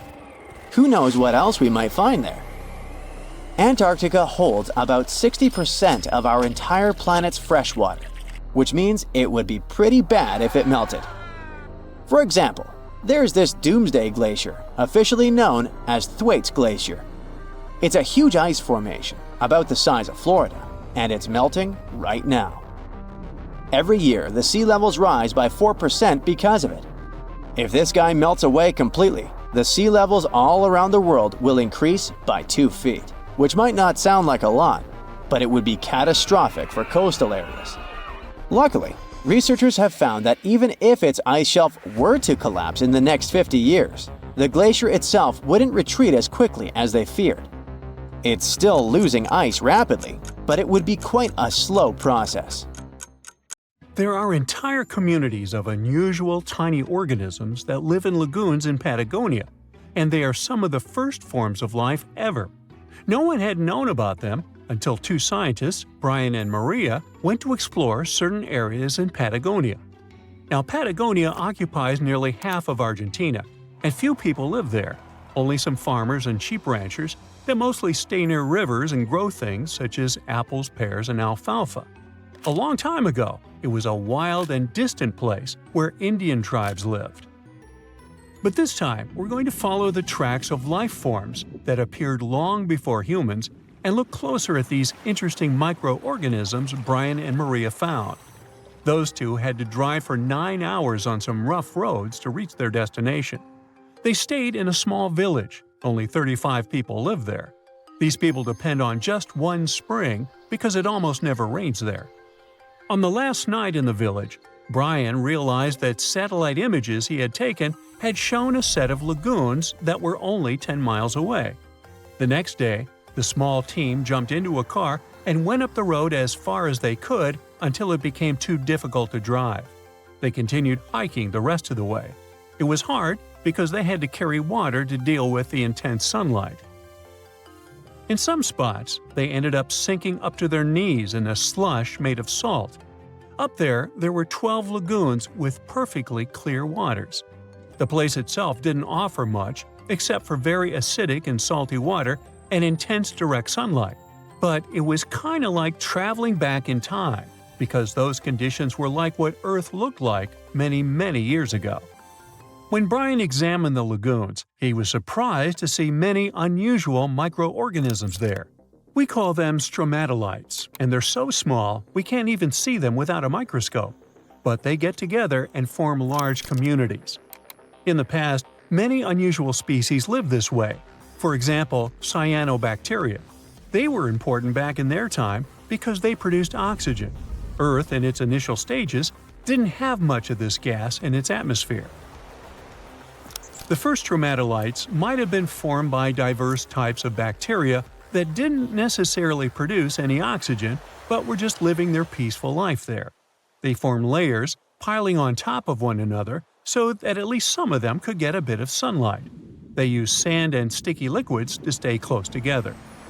Brian was also incredibly surprised because those were the biggest living stromatolites he had ever seen. Living stromatolites usually grow to be over 3.3 feet high, but the newly found ones were 15 feet wide and a few feet tall, which is giant compared to those living in other places. And fossilized ones were even larger. A long time ago, they could grow bigger than today because there weren't many other species that could eat or harm them. Also, there are many other organisms today that can grow faster and more massive than them and take up their space. That's why stromatolites can only survive in rare places where hardly anything else can live, like in these very salty lagoons located high above sea level in Punta de Atacama. The stromatolites found there are the most famous ones because they might be some of the best examples of the earliest life on our planet. But they're not actually the first form of life on Earth. The oldest of their fossils are 3.5 billion years old, while some other evidence we have tells us that life on our planet appeared around 4.1 billion years ago. Maybe some stromatolites lived back then as well. But Earth has changed a lot since then, and the places where they might have lived haven't survived. Now, all this may not seem like a lot at first glance, because no one has found an exotic and weird beast our world has never seen. But these are notable examples of what searching for life somewhere else in the universe might look like. Scientists who are interested in studying Mars often come to this place, since it might be similar to what the red planet looked like an exceptionally long time ago. If there were fossils hidden in the ancient rocks on Mars, they might look like these stromatolites. Another faraway land has revealed some of its secrets. It's Antarctica, with an ancient lost world found under its ice. Antarctica hasn't always been this frosty, isolated land of snow and ice sheets. Once it used to be part of the Gondwana supercontinent, together with what is now South America, Africa, Australia, the Arabian Peninsula, and the Indian subcontinent. But at some point, it split off and went to build a life on its own. It formed as other landmasses started to move away, which created its coastline. But Antarctica was different in many other ways back then too. It used to be a land covered in magnificent forests and rivers full of life. Scientists use radar and satellites to explore a mysterious world hidden under the ice there. This ancient land, which is close to the Indian Ocean, is as big as the U.S. state of Maryland or Belgium. It's more than 14 million years old. Some studies say that this area formed over 34 million years ago, which was way before Antarctica got into its deep freeze. At first, temperatures there were higher, possibly like the weather in Patagonia or the cold, temperate rainforests of Tasmania, New Zealand, or maybe even more tropical than that. But as the climate became cooler, small glaciers started forming on hills close to the rivers. Valleys sunk deeper because of all that ice covering them.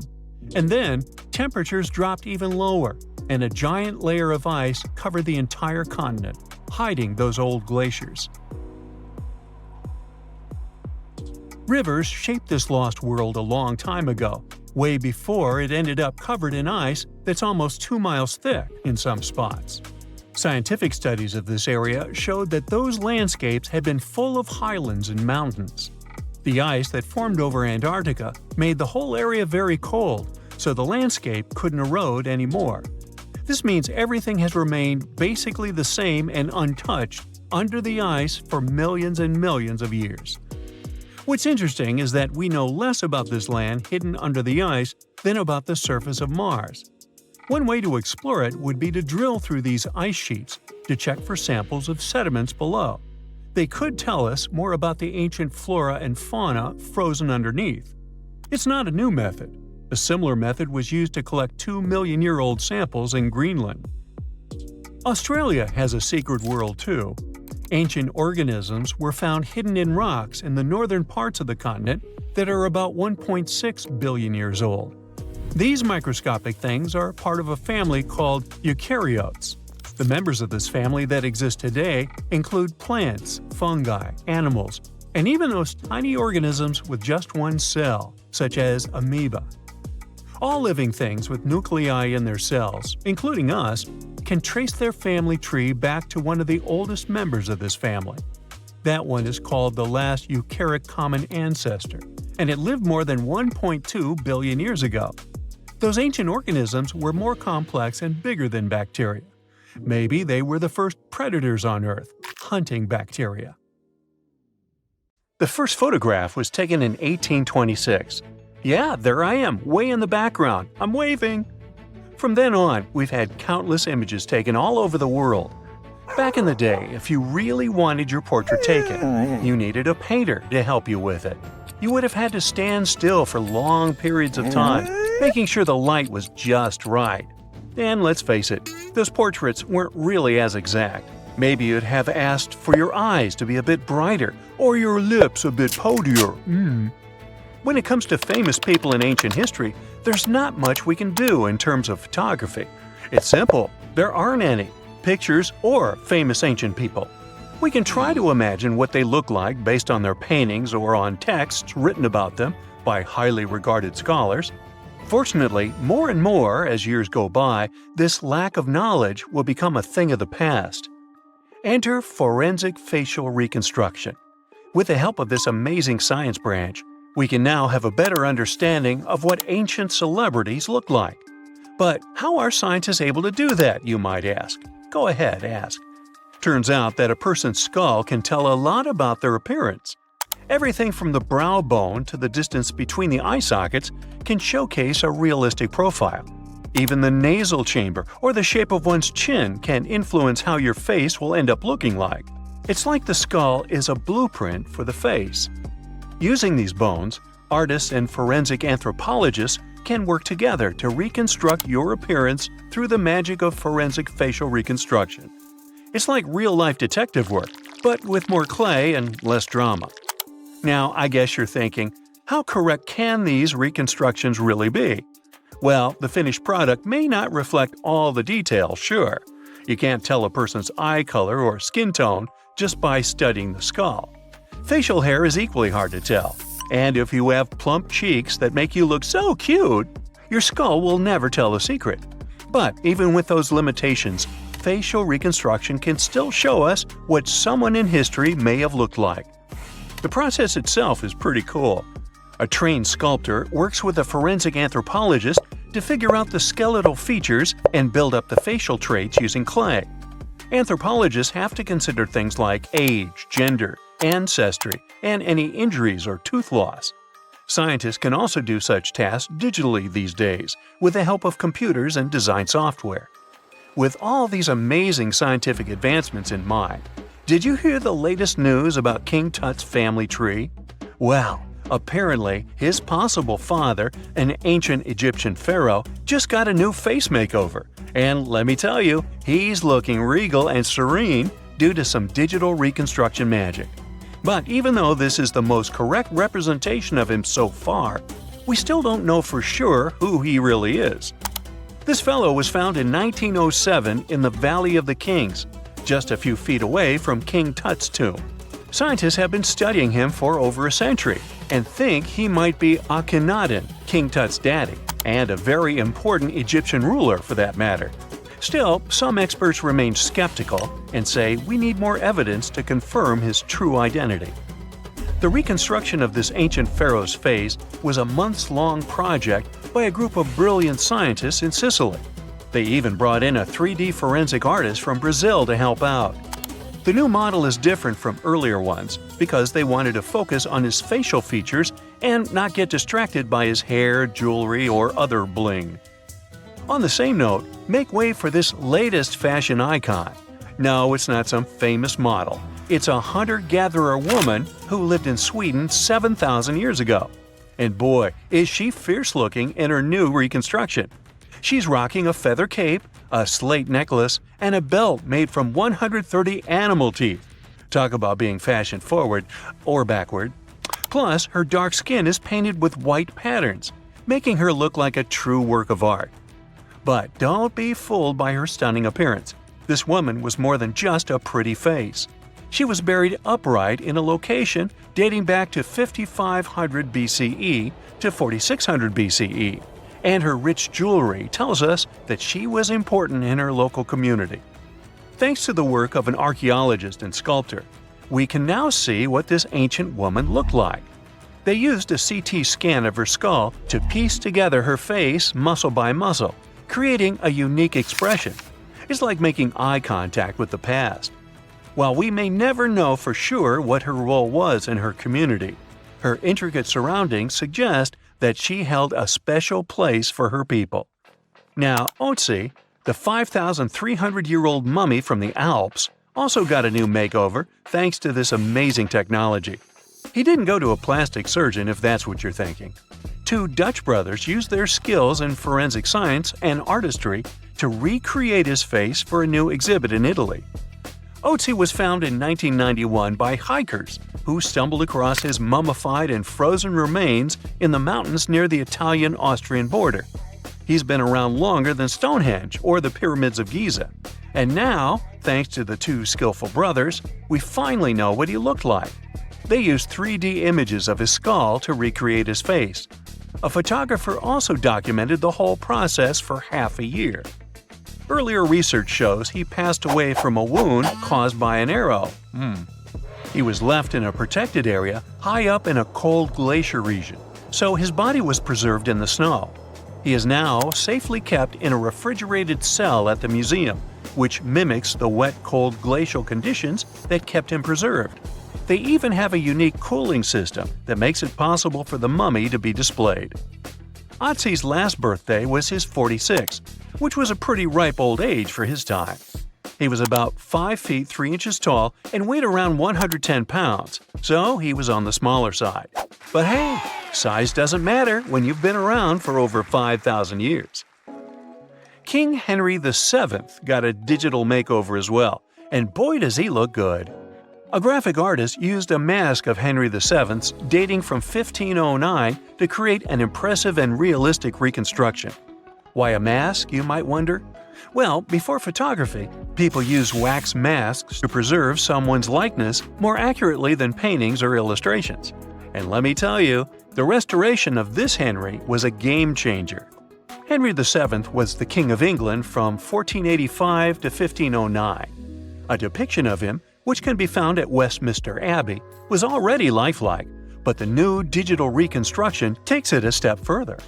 It took the team behind it about 2 months to complete, using a combination of software, custom algorithms, and really tedious image adjustments that were done manually. The project started with a high-resolution image of the mask, which was then used to create a 3D model of the subject's face. From there, the lighting was designed. Lastly, facial markings and hair were added.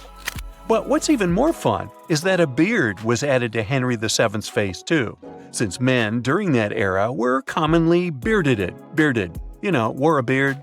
We'll never know for sure if he was bearded or not, but it's a hilarious touch that adds to the character of the reconstruction. The same team has also created facial reconstructions of other historical figures, like Mary Queen of Scots or Oliver Cromwell. These masks are like secret passages to another time, if you think about it. It's amazing how technology can take us back thousands of years to see faces we've only imagined. And who knows, maybe in a few hundred years, someone will recreate our faces from a selfie we took.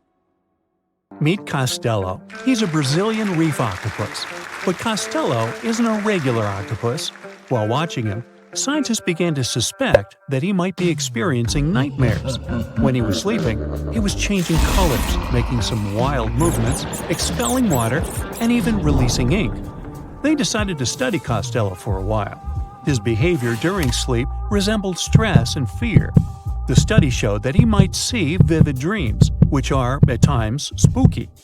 Well, as just one octopus, these cute underwater creatures are known for their intelligence and sometimes human-like behavior, so it's entirely possible that they see dreams just like we do. In Costello's case, he might be haunted by memories of tough times off the coast of the Florida Keys. Poor Costello has a rough past. He lost a tentacle to a predator before captivity, so maybe that's what he sees in his dreams. If proven true, this discovery could reshape how we perceive intelligence and awareness in both animals and humans. Well, it turns out plants can talk. Well, kind of. Scientists found out that plants actually make ultrasonic clicks when they're stressed. Imagine tomatoes and tobacco plants in a jam. They're making sounds like popping bubble wrap, but way too high for us to hear. These are called ultrasonic signals, and they might be their way of indicating stress.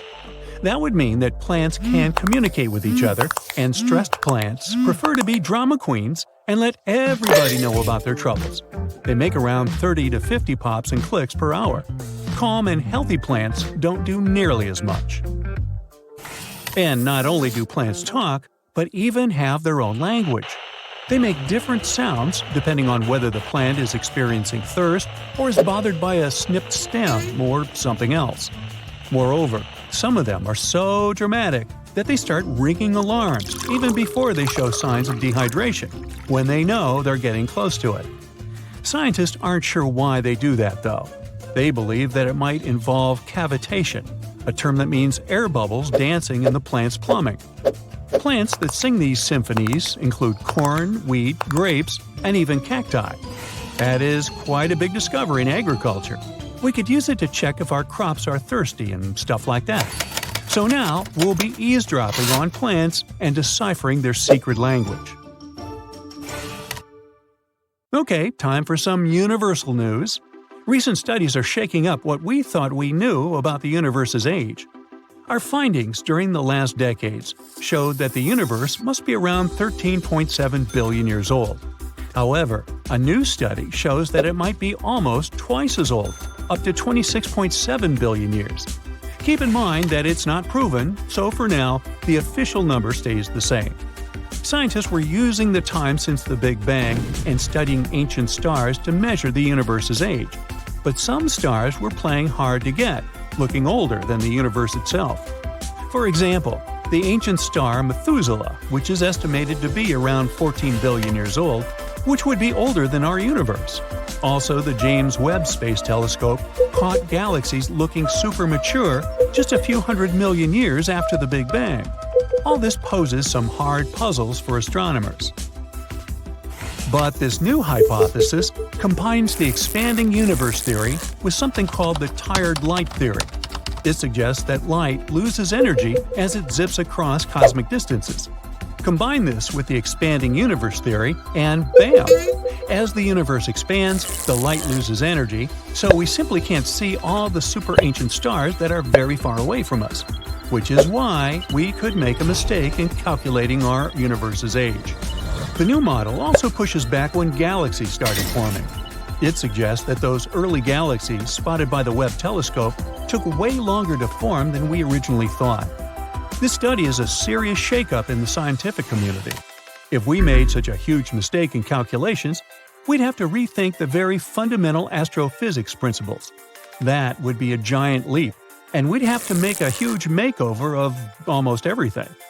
Which is why we need to be very cautious about it. So while scientists test this new theory, we just have to wait for the results. Now, these aren't the only space news. The new AI technology is already being actively used for scientific research. This time, AI is helping us to look for signs of extraterrestrial life. Researchers in SETI created machine learning algorithms that would help us sift through the cosmic noise faster and more efficiently. When you point a radio telescope at the stars, it's like turning into a celestial radio station that's full of different signals. We catch everything from pulsars to radio galaxies and earthly interference. Obviously, it would be pretty hard to identify a potential signal from extraterrestrials in all this mess. For over 60 years, scientists had to do all this manually. It was a daunting task to scan the skies and explore countless stars and radio frequencies. But now, AI came to help. The algorithms are trained to recognize and distinguish known interference patterns, like those from mobile phones and electronic devices, amidst the cosmic data.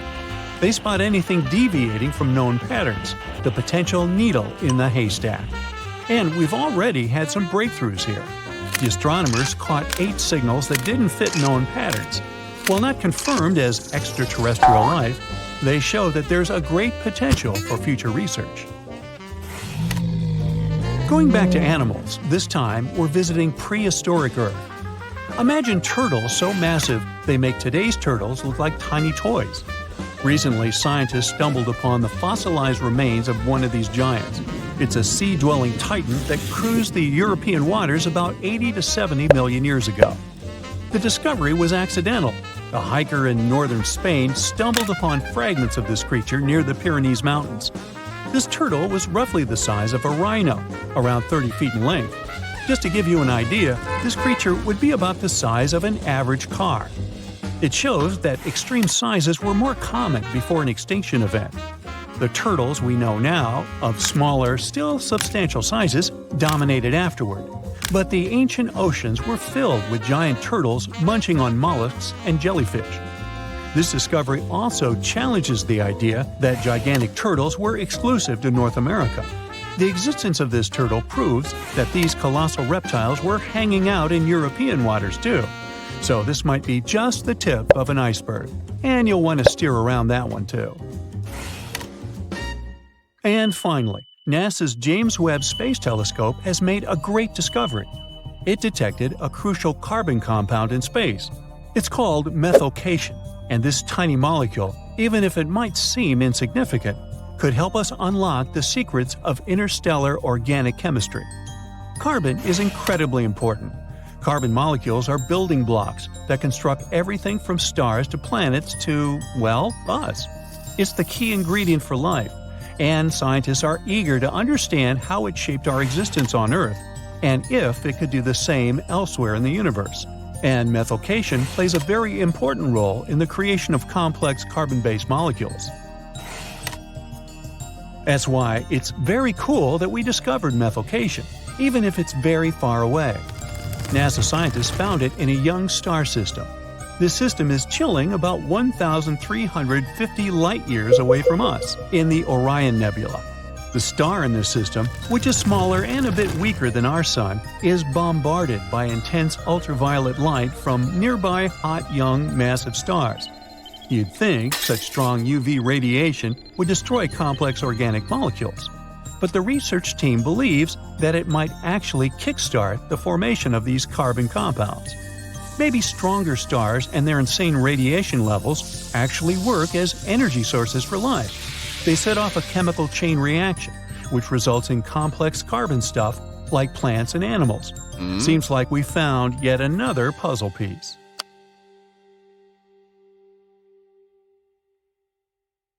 When you think of an epic desert scene with blazing sun, endless dunes, and those magical little oases, you probably picture the legendary Sahara, right? But what if I tell you that 11,000 years ago, this vast expanse of hot sand looked totally different than it does today? Yeah, I don't know, I wasn't around then. But I'm told that back then, what we now call a desert was a lush paradise, brimming with lakes, rivers, grassy plains, and even woodsy forests. So, where did all this water go? There are many stories about the distant past of our planet when deserts were covered with jungles and forests, and then something happened, like changing climates or colossal earthquakes, and it all turned green lands into dunes. But how about a theory that Sahara became a desert because of humans and goats? The Sahara has seen its fair share of wet and dry drama throughout the ages, mostly thanks to little shifts in Earth's orbital tilt, causing variations in how much solar radiation hits the atmosphere. There were even times called the African humid periods, when the rain would pour in and transform the dry landscape into a bright green haven. But between 8,000 and 4,500 years ago, something really funky happened to this region.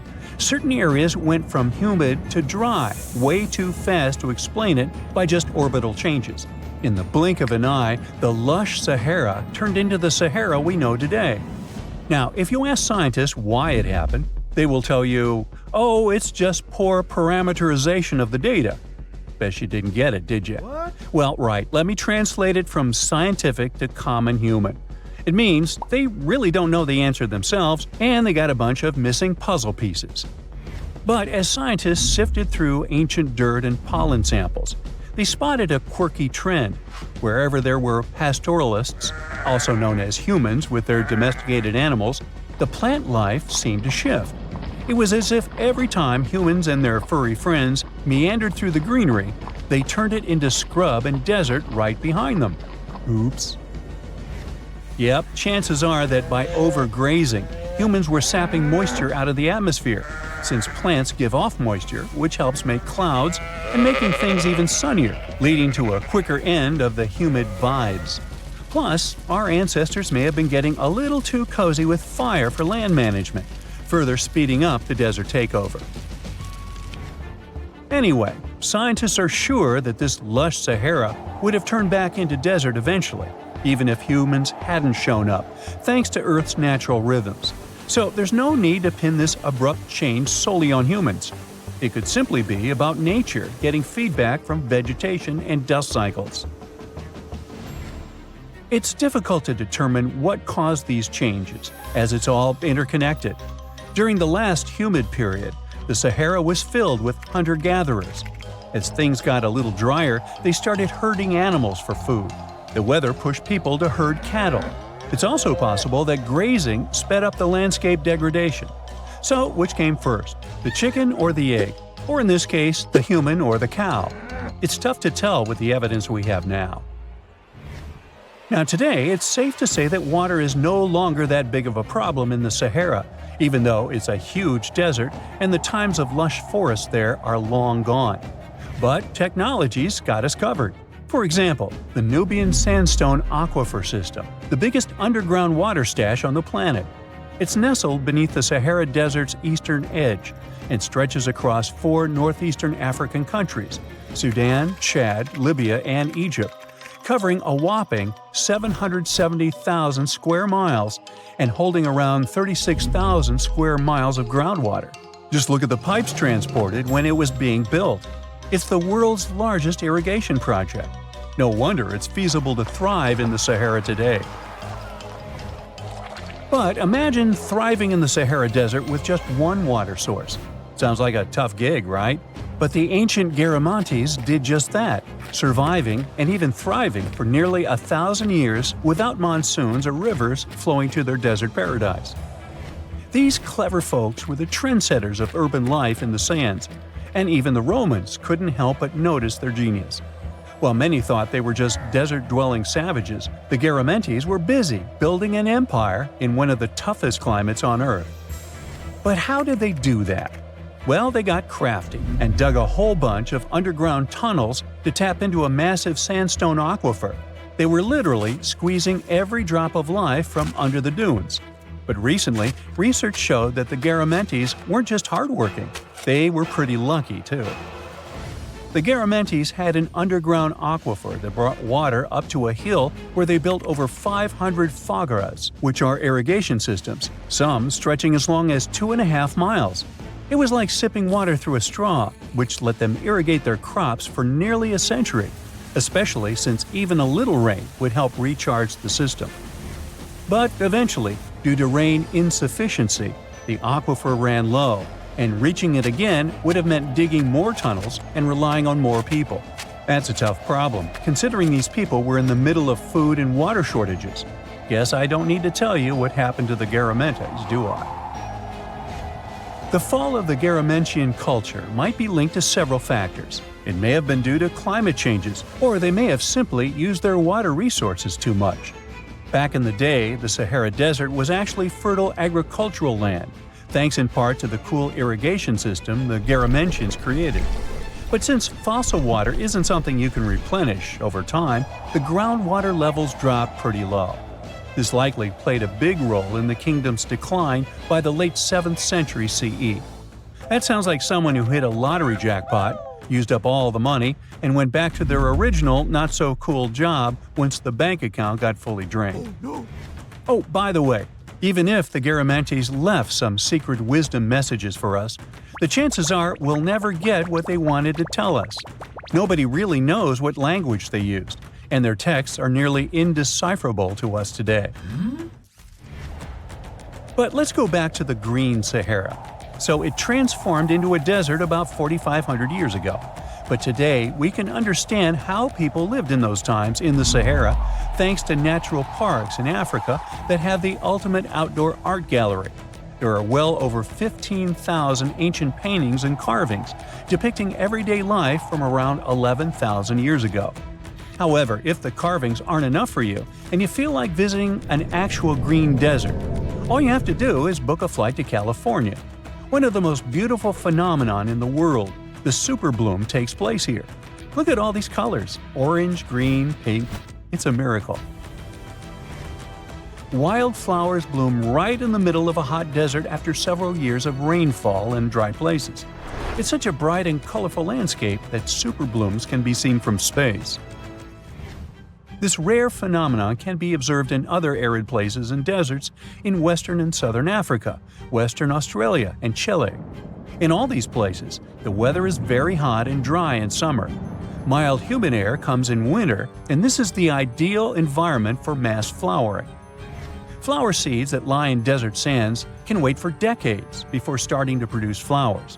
When the hot sun destroys all the weeds and grass, and the rainfall becomes enough to moisten the soil, the seeds are kind of like, well, okay, now it's our turn to play a big game.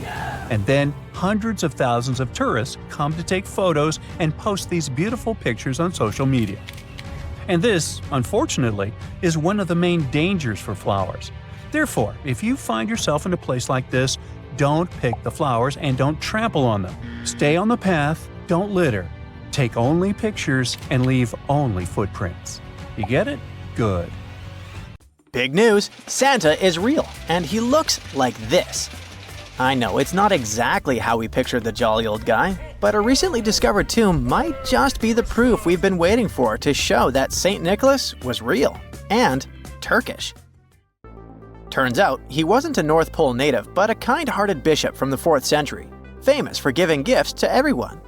The legend says he was a wealthy man born in the ancient city of Patara, modern-day Turkey, who traveled to the countryside to help the poor and the sick. For centuries, though, people couldn't be sure he actually existed. Some historical sources say he was buried in Myra, which is now called Demre, Turkey. Since the 80s, archaeologists have been digging around this area, trying to prove it. And now, their Christmas miracle has finally come true. After digging 6 feet deep in an annex of St. Nicholas's church, they uncovered a mysterious limestone tomb, about 2 meters long. While they're pretty sure this is St. Nick's final resting place, they're still searching for an inscription to confirm its exact age. Now, if we're talking about the fictional Santa Claus, legend says his home is in Lapland, Finland. Back in 2018, archaeologists made an interesting discovery that could finally prove that Santa was real. They were digging at a site called Tiny Aro when they stumbled upon about 200 burial pits. But when they looked inside, there was definitely no sign of Santa.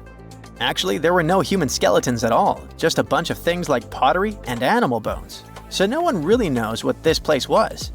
That was the complete opposite of what happened with a group of archaeologists working in the ancient city of Petra, Jordan. Since 2003, there have been rumors about hidden chambers beneath the famous monument called Al-Khazneh, also known as the Treasury. 21 years later, a team finally decided to dig and uncovered an intact tomb. Inside, they found at least 12 human skeletons and artifacts estimated to be over 2,000 years old. Hundreds of thousands of tourists travel to Al-Khazneh every year, and most of them probably go there to see the site of the Holy Grail in the movie Indiana Jones and the Last Crusade.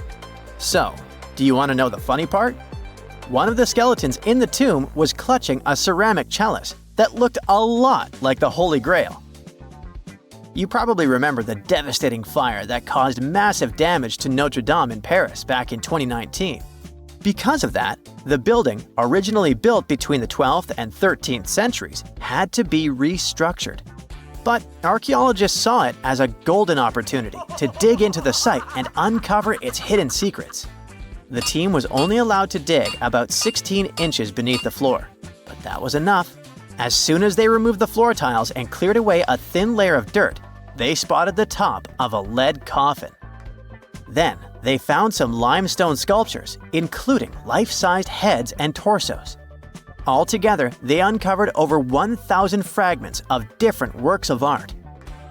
Ancient statues have been found in the most random places, including a sewer. In July 2024, Bulgarian archaeologists were checking a Roman sewer in the ancient city of Heraklia Sintika when they found a nearly 7-foot-tall marble statue of Hermes, the Greek messenger deity.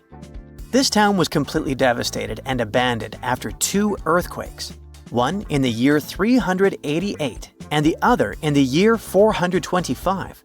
But somehow, it didn't destroy this statue. In fact, its head was found in surprisingly good condition.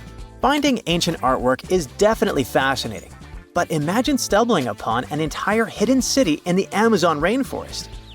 Using high-tech lasers, researchers uncovered a lost civilization with thousands of structures and a whole network of roads, canals, and houses, all buried beneath the dense jungle. This city was built around 2,500 years ago, in an area located in the shadow of a volcano, which, by the way, could have erupted and destroyed this civilization at some point. It's hard to say exactly how many people lived there, but experts estimate they stayed up there for about 1,000 years. This discovery proves ancient people also had huge, organized cities in the middle of the Amazon. A similar thing happened in Campeche in southern Mexico. An archaeologist was doing some research on the internet when he accidentally discovered a hidden Maya city. This area, now called Valeriana, was huge, about the size of Edinburgh, the capital of Scotland. It had pyramids, sports fields, amphitheaters, and paths connecting different districts. Thanks to satellite images, archaeologists uncovered an entire unknown civilization from the Bronze Age.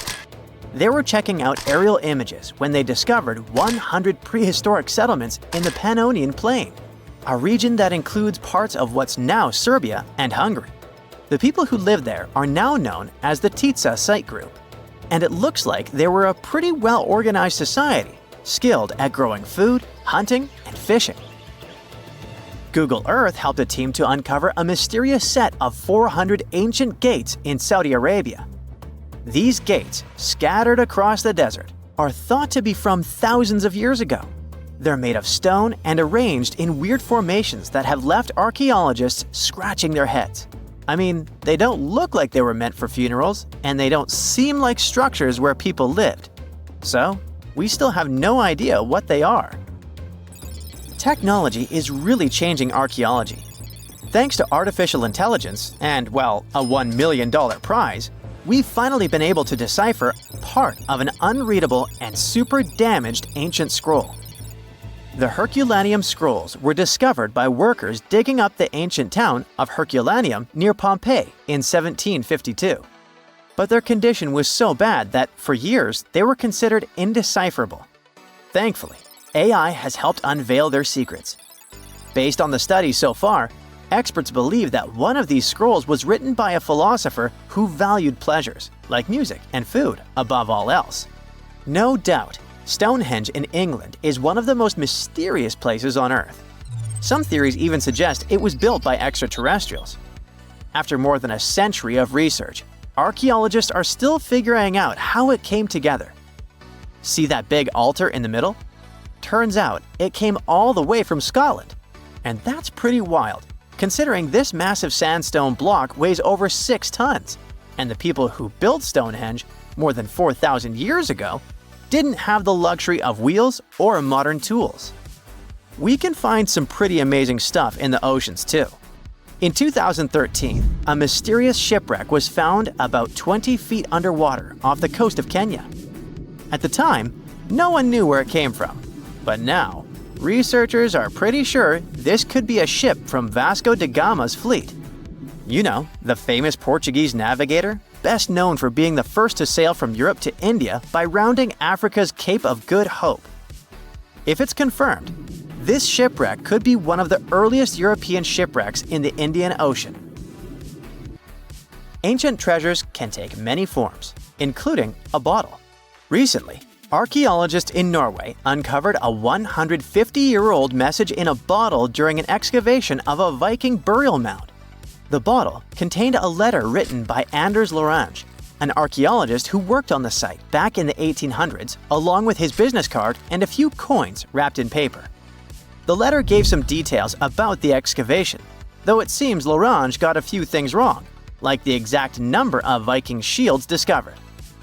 At the end of the letter, he wrote a personal note in runic script, "Emma Gade, my girlfriend."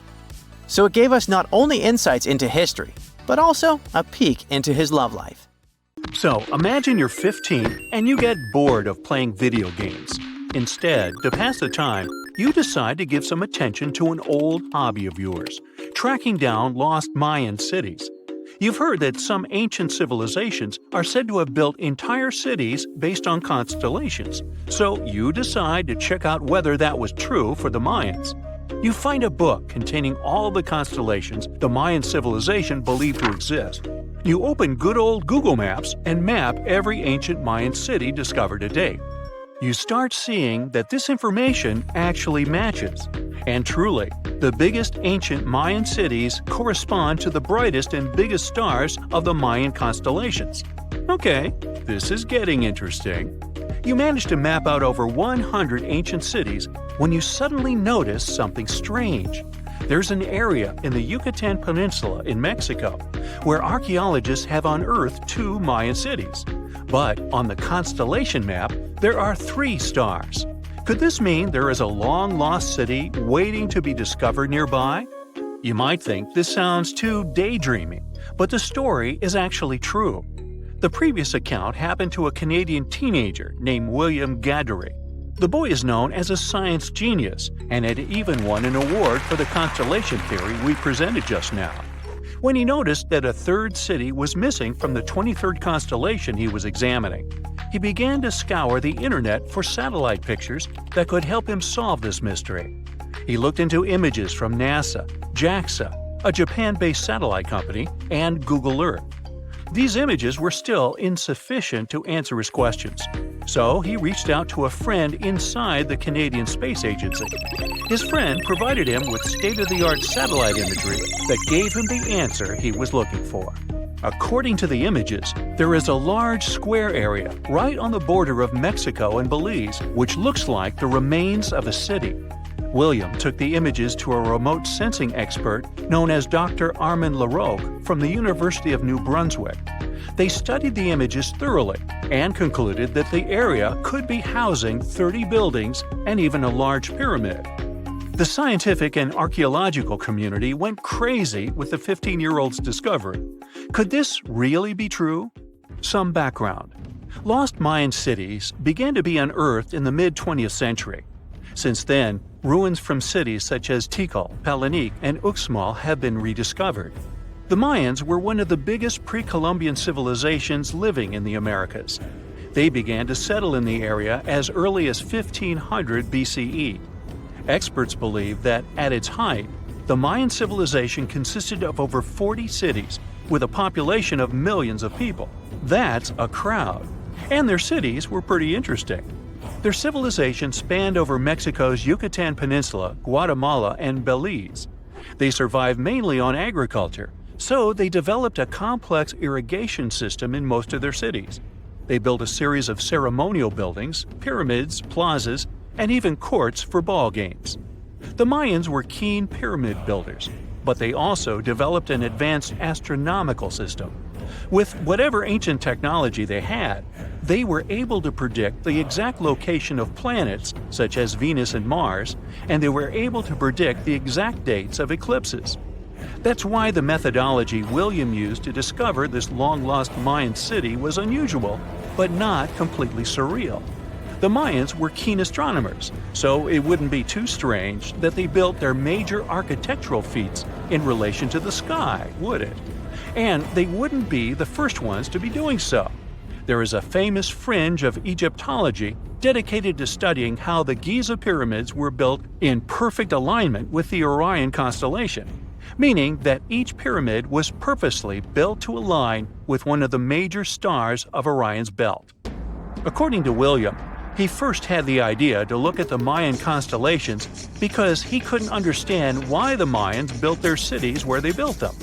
Most major cities, such as Chichen Itza and Uxmal, aren't near any rivers or significant bodies of water. Instead, they're built on marginal lands and on top of mountains, which confused the 15-year-old. His next thought was that it might have something to do with astronomy. William named the new city he discovered Mouth of Fire, which is also my nickname, and he even won a merit award for his hard work. However, his theory was very much contested inside the archaeological community, and many Mayan experts worked to debunk William's findings. Some archaeologists say that constellation theories are too unscientific. Anthony Aveni, a renowned anthropologist and astronomer, referred to William's methodology as an act of creative imagination. He explained that there is no way to be sure what the Mayan constellations really were. It's all just hypothetical. Another debunking of William's findings came from Mayanist David Stewart, who said that the object identified on the satellite imagery is nothing but an old cornfield. His claim was supported by an expedition that took place near the area in 2021, when the archaeologists present reported there was nothing at all in this area. Still, a 15-year-old boy almost found a long-lost Mayan city, which is pretty exciting if you ask me. Similar techniques as those used by William are actually being used to unearth lost civilizations all over the world. According to space archaeologist Sarah Parquet, satellite imagery has been a key player in discovering ancient cities in Egypt and other places. Sarah herself spends most of her days scouring images for any sign of where there could have been cities long ago. What happens, she says, is that any time you have something buried, it's going to be covered either by vegetation, soil or sand, or some other modern construction on top of it. In order to assess whether there is something hidden under large canopies of vegetation or not, she uses infrared technology, for instance. A major recent discovery in Brazil was done in a similar way. Satellite imagery detected a network of trenches dating back to 200 to 1200 CE. These suggest settlements that could have supported around 60,000 people. But in this case, the satellite imagery did indeed correspond to what was on the ground. Researchers from the University of Florida found several mounds that were accompanied by ditches and geoglyphs. Archaeologists also found remnants of carefully designed walls, centered around plazas, much like the type of construction done by the ancient Mayans. Advances in satellite tech have also shed new light on long-discovered ancient Mayan cities, such as Tikal. Located in the heart of the Guatemalan jungle, Tikal is believed to have been the capital of the ancient Mayan Empire. At its height, it was comparable in importance to cities such as London or New York in today's world. It was composed of a series of complex monuments, many of them believed to have been the resting places of kings and chiefs. Tikal is already known to have been big, but recent discoveries show it could have been even 3 times larger than what scientists originally believed. The main discovery revolves around a fortification on the outskirts of the city, indicating how far the original city stretched. And new discoveries still take place. In 2017, researchers also unearthed new clues regarding the potential causes of the decline of the Mayan civilization. Using data from a site in Sewell, located 62 miles southwest of Tikal, scientists analyzed radiocarbon data from ceramics and archaeological excavations to extract new information about the sudden demise of this great civilization. The information shows that, instead of a sudden collapse, the Mayans most likely collapsed in waves of social instability and political crises. These events are believed to have deteriorated Mayan city centers and began causing the dispersion of the Mayan population. Well, it seems like it's a prime time to uncover ancient ruins. What do you say? Will you give it a try as well? Whenever you hear about ancient ruins, you almost never picture them being suspended somewhere, or just randomly hanging on the branch of a tree, right? In fact, for most of the ancient artifacts we have exposed in museums all over the world, archaeologists did quite an impressive amount of digging. You see, buildings have this funny way of fading away over time if not properly taken care of. Sometimes we need to reuse some building materials, so an older construction may be sacrificed in the process. Other times houses are abandoned, and once they are exposed to the elements on the surface, like rain or sunlight, they don't really stand a chance. Some just simply crumble away due to good old erosion. So the only way a piece of architecture can survive the test of time is if it's somehow gotten buried deep down. Now, how did they end up buried in the first place? Well, it's quite the comedy of errors. Ancient cities had a habit of gradually raising their ground level like a kid adding toppings to their ice cream sundae. You see, these settlements were always busy collecting food and building materials to keep up with their ever-growing population. But hey, who has time to deal with waste and rubbish? It wasn't exactly high on their to-do list back in the day. So when it came to building new houses, ancient civilizations found it much easier to save their sweat and tears by piling up the rubble and constructing right on top. But that's not all. Rivers would also occasionally flood and deposit a layer of sediment on the city floors, further encapsulating those ancient constructions. And in those dry regions like the desert, where the wind likes to show off its sand and dust dance moves, you can bet it was a constant struggle to keep the establishments clean. One hilarious example is the Sphinx, which had its head buried in sand until a group of archaeologists unearthed it in 1817. Some ancient towns eventually got covered up because they were completely abandoned. With less human activity to control their expansion, plant seeds couldn't resist the opportunity and sprouted all over the place. They gobbled up carbon dioxide from the air and grew, adding more and more bulk to the ground. Those cheeky roots even decided to stabilize the soil made from decaying plant matter, creating layers upon layers of earthy goodness. It's like the ultimate DIY project Mother Nature embarked on, with plants as her loyal helpers. The act of digging into the secrets of ancient civilizations is not just about unearthing a lost world. It's also an epic quest to reveal the hidden treasures beneath layers of history. But how do archaeologists know where to dig in the first place? If everything is covered in layers upon layers of sediments, debris, and plant roots, they must have some sort of system they rely on before embarking on a new project, right? For starters, they're not always the ones suggesting an archaeological dig in a certain location. Let me explain. Let's say you're a contractor and you want to build a new fancy apartment complex in your city. Some local legislations have certain requirements before your project can start, though. For instance, before anyone starts building on a piece of land, they might need to bring in specialists to check the soil. These clever folks can be archaeologists, geologists, or paleontologists, and they need to keep an eye on things during development. If any artifacts or ecofacts, fancy word for organic remnants, are discovered, these experts swoop in to excavate and study them. But what about sites that have nothing to do with bulldozers and yellow hats? Archaeologists have more than one trick up their sleeves when it comes to locating ancient hotspots. They dive deep into historic records with a healthy dose of detective work. By sniffing out old documents and maps, they can piece together the puzzle of human activity in a specific area. If a site has been visited before, it's even better. Finding records of past excavations or historical accounts can give archaeologists lots of information on where to continue their treasure hunt. Before archaeologists start swinging their shovels, they engage in a bit of a visual scan mission. Armed with a grid system, they'll stroll around the site, keeping their eyes peeled for any artifacts that might be hiding just beneath the Earth's upper layer. From groundstone tools to historic glass and even ancient garbage dumps, yes, they're also valuable. These keen-eyed explorers can spot signs of human activity faster than most people. If they stumble upon midden soil, fancy term for a garbage dump, they know for sure that humans once called this place home. Archaeologists don't just rely on their trusty shovels, though.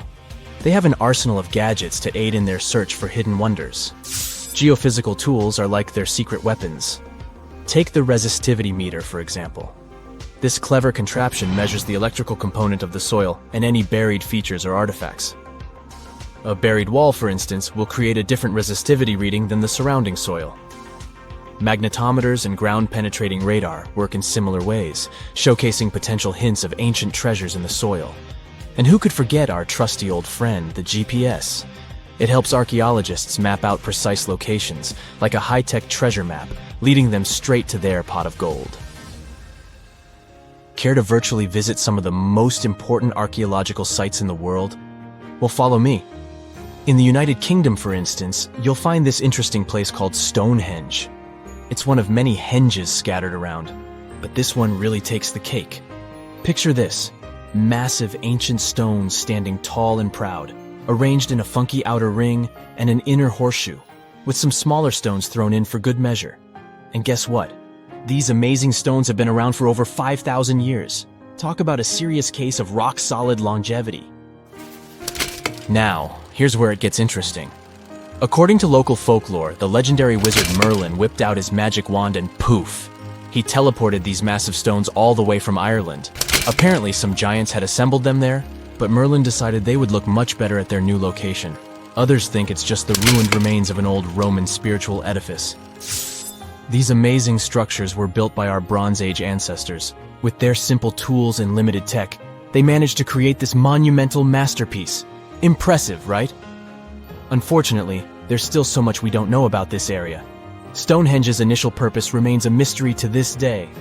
Sure, there are lots of theories, but scientists have yet to agree on the subject. However, we do know that it's perfectly aligned to catch the sunrise during the summer and winter solstices. The ancient city of Pompeii is an equally amazing archaeological site. Picture this: Mount Vesuvius, a notorious troublemaker, decided to throw a volcanic tantrum and completely covered this ancient Roman city. It turned it into a time capsule, located outside present-day Naples in Italy. Fast forward to the year 1748, when a bunch of adventurous explorers stumbled upon Pompeii. Lo and behold, they discovered a treasure trove of well-preserved goodies. Streets, houses, food. Probably a bit stale by then. Blingy jewelry, fancy sculptures, colorful frescoes, everyday household items, and even animal and human remains. It was like an epic archaeological party. From the looks of it, Pompeii had it all. Fancy houses and villas, a massive 20,000-seat arena, cute little artisan shops, hangouts like taverns. And let's not forget the saucy spots like those luxurious bathhouses for some intense pampering. There's also the sanctuary of Apollo, where people used to gather for their daily dose of worship. And of course, the bustling heart of the city, the Forum of Pompeii, where all the cool people used to hang out. And guess what? Pompeii is so cool that it made it to UNESCO's World Heritage List back in 1997. That's like the ultimate Hall of Fame for historical awesomeness. It also includes many other famous buildings and sites, like the Taj Mahal in India and the Acropolis of Athens in Greece.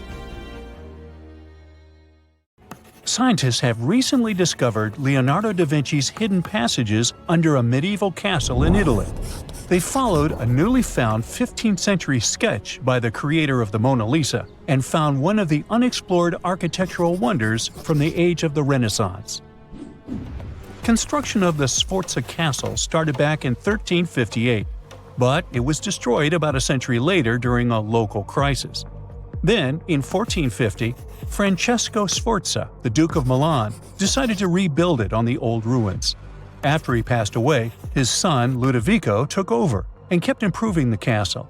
He brought in some of the best artists of the time, including Leonardo da Vinci, to decorate its walls.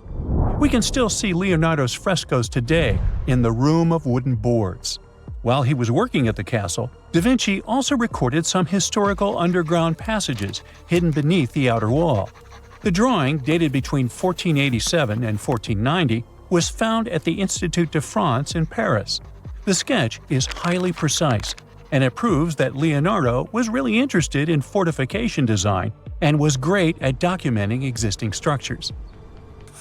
Historical records show that Ludovico ordered the building of an underground passageway that led straight to a basilica, where his wife was buried. Ludovico married Beatrice in 1491, and they had a happy but tragically short marriage, as Beatrice passed away while giving birth in 1497. The Duke locked himself away for weeks, grew a beard, and wore only black clothes while he was mourning his beloved wife. The secret tunnel may have stretched over a half a mile and would let Ludovico visit her grave in private. It could have served as an escape route if the castle was ever under siege. The existence of the tunnels remained one of the mysteries of the Renaissance for years, as no one knew for sure they were there. But now, scientists finally uncovered the secret history. They used a combination of ground-penetrating radar and laser scanning to build up an accurate 3D model of all the structures under the castle. They found the tunnels da Vinci alluded to in his drawings, and it looks like they may have only been a small part of a whole system of historical underground passages. The goal is to create a complete digital twin of the castle that will not only show all the preserved constructions, but also the ancient ones that are no longer visible. They also plan to add augmented reality to the virtual paths to let visitors discover Leonardo da Vinci's hidden passages. Now, we don't know if the genius actually took part in constructing the hidden passages that scientists recently discovered, but we do know about some other Leonardo da Vinci inventions. He created the first satellite-like map in 1502, long before photography or satellites were even a concept. A famous figure in Italy, Cesare Borgia, invited Leonardo to a small town called Imola, near Bologna, to create a highly detailed map for him. Back then, maps were not very precise, as no one had figured out how to show exact distances on a smaller scale. Instead, people spent a lot of time decorating them with dragons, roses, fancy castles, mountain ranges, flowers, and other artistic details. These maps look more like beautiful paintings meant to be displayed, rather than practical tools for navigation. But Cesare Borgia wanted something truly functional, and Leonardo managed to create something revolutionary in the field of cartography. If you compare satellite images of Imola today with Leonardo's map, the similarities are striking. He captured every alley, curve of the streets, roadways, and even the exact sizes of the buildings. And he did it all by hand, using just a pencil, ruler, compass, and several of his own clever inventions. To gather all the necessary data, the genius walked through the streets for weeks using a large wheel that spun as he moved, recording the distance with a cable. Using the magnetic compass, he determined precise directions. He also developed a tool called the boussole, which measured angles inside a circle. With this, he could track the exact turns of each street and the size of the intersections. He figured out the distances between houses and major roads. Then, back at home, he used his notes and calculations to draw the map to scale with incredible precision. In his work, Da Vinci also used a technique developed by Florentine humanist Leon Battista Alberti. He created a mapping method where you could place an entire city inside a circle using polar coordinates. At the center of the city, 8 straight lines met, representing the main directions of a compass. Leonardo used this system to divide the town into 8 sections. He didn't overlook even the smallest buildings, which made his map one of the most advanced of its time. The Italian genius had a big dream to build a machine that could let people fly. He studied how birds, bats, and kites move through the air and designed a special flying machine. He believed that if he could copy their movements, humans might be able to soar like them. Da Vinci's design looked a lot like a bat, with 2 large pointed wings that stretched over 33 feet wide. He planned to build the frame from lightweight pine wood and cover it with raw silk to make it strong but not too heavy. The person flying it would lie on their stomach on a wooden board in the center. To make the wings flap, the pilot had to pedal a crank with their feet, which was connected to a system of rods and pulleys. There was also a hand crank for extra power and even a headpiece to help steer. As the person moved their hands and feet, the wings would flap and twist, just like a bird's. But there was one big problem. Humans aren't strong enough to make the machine lift off the ground. Even though it might have worked once in the air, there was no way for a person to get it flying on their own. Leonardo probably realized this, but his amazing idea still inspired flying machines that came centuries later. Da Vinci was way ahead of his time with many of his inventions, but his idea for a humanoid robot was especially futuristic. He was working under the patronage of the Sforza family, the one that had those ancient tunnels of Italy built. The genius designed a mechanical knight that could move its arms, turn its neck, and even open and close its mouth. Da Vinci had good knowledge of anatomy and the mechanics of body movements that helped him. His unusual creation used an external system of cables. A hand crank set it in motion, and there was also an internal gear-driven mechanism. About 450 years later, Da Vinci's detailed sketches of the robotic knight were rediscovered in the 1950s. Several researchers tried to recreate the robot from those sketches. In 2002, a roboticist who developed systems for NASA and Lockheed Martin took inspiration from the old notes and built a functioning model of Da Vinci's robotic knight. Another design Leonardo created for Duke Sforza was a special kind of bridge that could be taken apart and carried easily. It was made for defense forces who needed to cross rivers or moats while traveling. This bridge would swing across the water and land on the other side. It had wheels and used a rope and pulley system, so it could be set up quickly and packed away just as fast. To keep it steady, it even had a special weight to help balance it. Leonardo wrote in his notes that the bridge was light yet strong, and he designed several bridges like this for the Duke. One of his other designs was a bridge that could be built very quickly, and the defense forces would move across multiple rivers. As scientists continue to study Leonardo da Vinci's hidden passages, they reveal new chapters in human history. Who knows what other unexplored architectural structures they will find? Have you heard of Gobekli Tepe? It's an ancient site in Turkey that literally made historians rewrite history books. Over 11,000 years ago, a group of prehistoric humans crafted an enigmatic masterpiece that's even older than Stonehenge.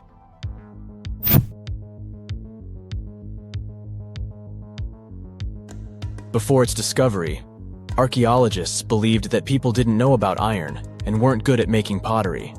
They were sure that settled life only emerged with the need for agriculture. But Gobekli Tepe changed this belief.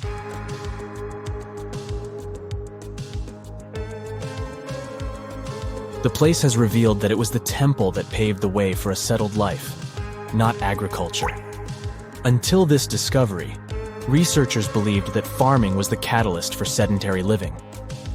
Meet Professor Schmidt, the guy whose findings changed this theory. He managed to prove that hunter-gatherer communities laid the very foundations of this way of life.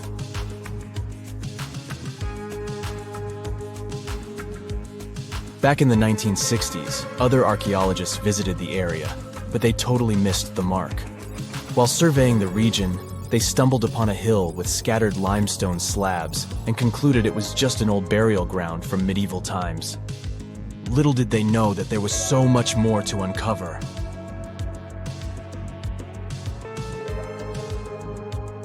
In 1994, Schmidt embarked on his own survey of prehistoric sites in the area. Surprise! He instantly realized he had discovered something truly extraordinary. Unlike the nearby flat and barren plateaus, Gobekli Tepe had a gently rounded top, rising 50 feet above the surrounding landscape. Funny enough, the translation of this place's name is Potbelly Hill. Schmidt was sure only humans could have made something like this.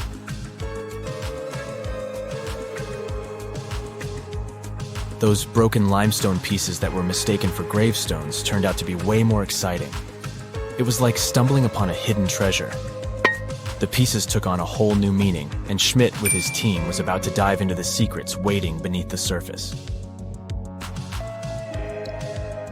To their surprise, they found no traces of a settlement, no hearths for cooking, no houses, and none of those adorable clay figurines commonly found in nearby sites of similar age.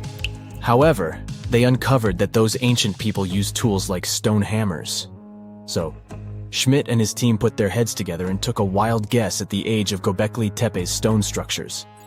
Their estimation got backed up by some limited carbon dating done right at the site. The ancient vibes of this place were finally starting to make sense. It was like a puzzle slowly coming together.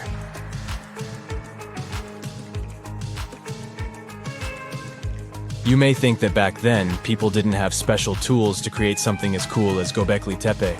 Not true. Turns out, these prehistoric folks used flint tools instead of fancy metal chisels. They were also skilled at chipping away softer limestone and crafting pillars right on the spot. Afterward, they carried the pillars a short distance to the summit and placed them upright. Once the stone rings were complete, they covered them with layers of dirt. Over time, they added new rings, and voila! You've got a cool hill to impress people in the future.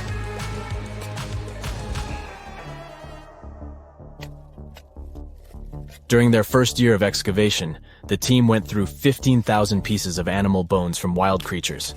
These people didn't have pet animals or grow their own food. They hunted wild animals for their meals.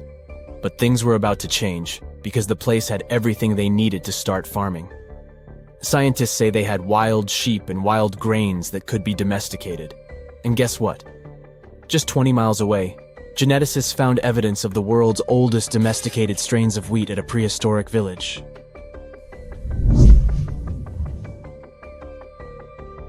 These amazing findings have completely changed how we view civilization. In the past, experts believed that people needed to learn how to farm and settle in one place before they could build temples and develop complex societies. But guess what? Schmidt's research flips that idea on its head. He claims that the incredible effort put into constructing these astonishing structures actually set the stage for the development of advanced societies. It means that societal and cultural changes happened before agriculture. Schmidt has this fascinating hypothesis about Gobekli Tepe. He thinks it could have been a special burial site where people left their loved ones. And here's the twist. The burial site was adorned with fancy statues and symbols representing deities from the spiritual realm.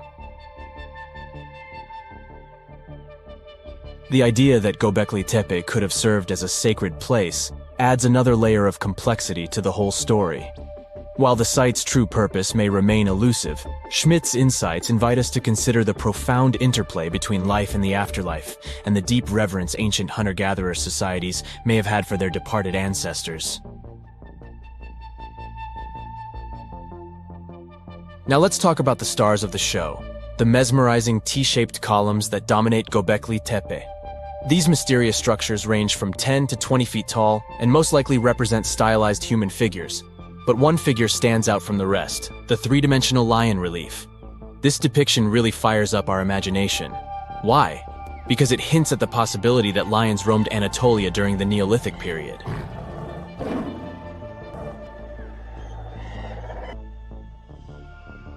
These standing stones are arranged in circles and placed in rectangular pits. Each circle has a similar setup. Two big T-shaped pillars in the center, surrounded by slightly smaller ones facing inward. Talk about a stylish arrangement. These towering pillars reach a whopping 16 feet and weigh between 7 and 10 tons. Some pillars are plain and simple, while others are like works of art with intricate carvings. Foxes, scorpions, and vultures come to life, crawling and twisting on the pillars' sides. But it's not just animals depicted on these stones. Some pillars have abstract shapes representing humans, and even small carvings of clothing items. Some of them even have belts. Now, there's one pillar that stands out from the rest like a rock star. This super old stone pillar suggests that a comet crashed into Earth. It happened during a chilly period that lasted about 1,000 years. Previous studies examining Greenland ice cores hinted at this comet theory, but now the carvings at Gobekli Tepe prove it right.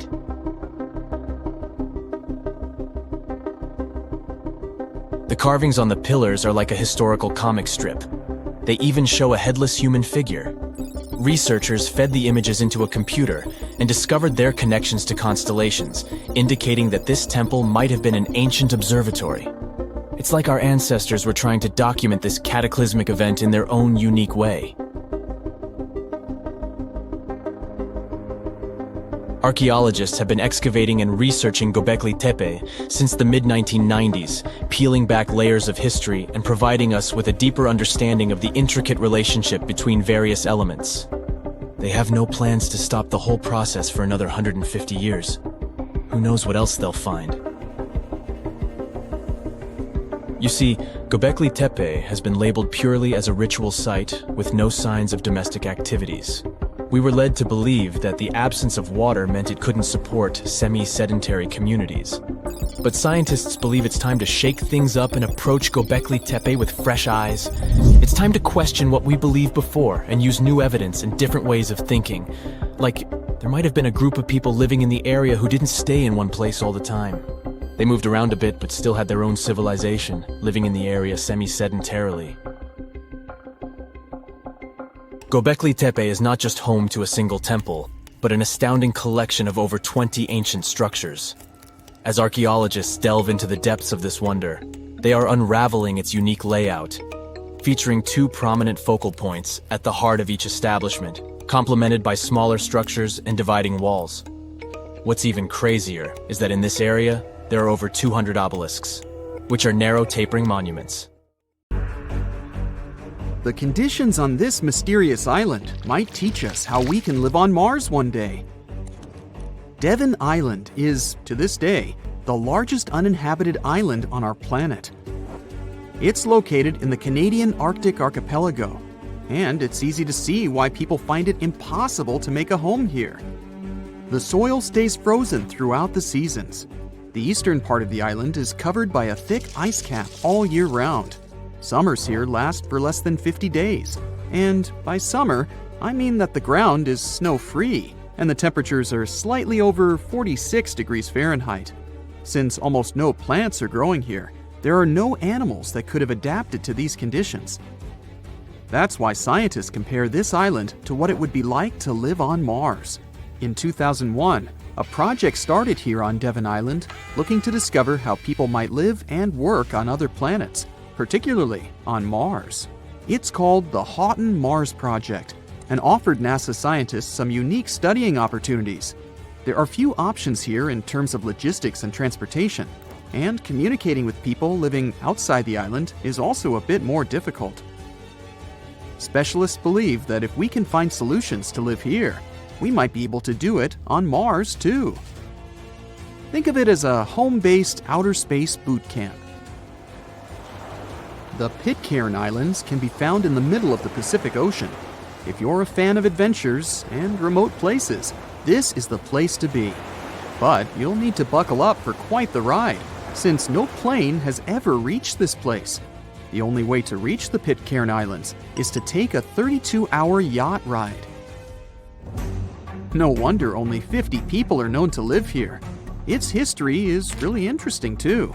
A group of people settled here in the 18th century after a failed marine mission. To this day, all the residents of the island are descending from that initial group. Life's not easy here though. If they need to see a doctor, for example, they need to travel either to the island of Fiji or to New Zealand.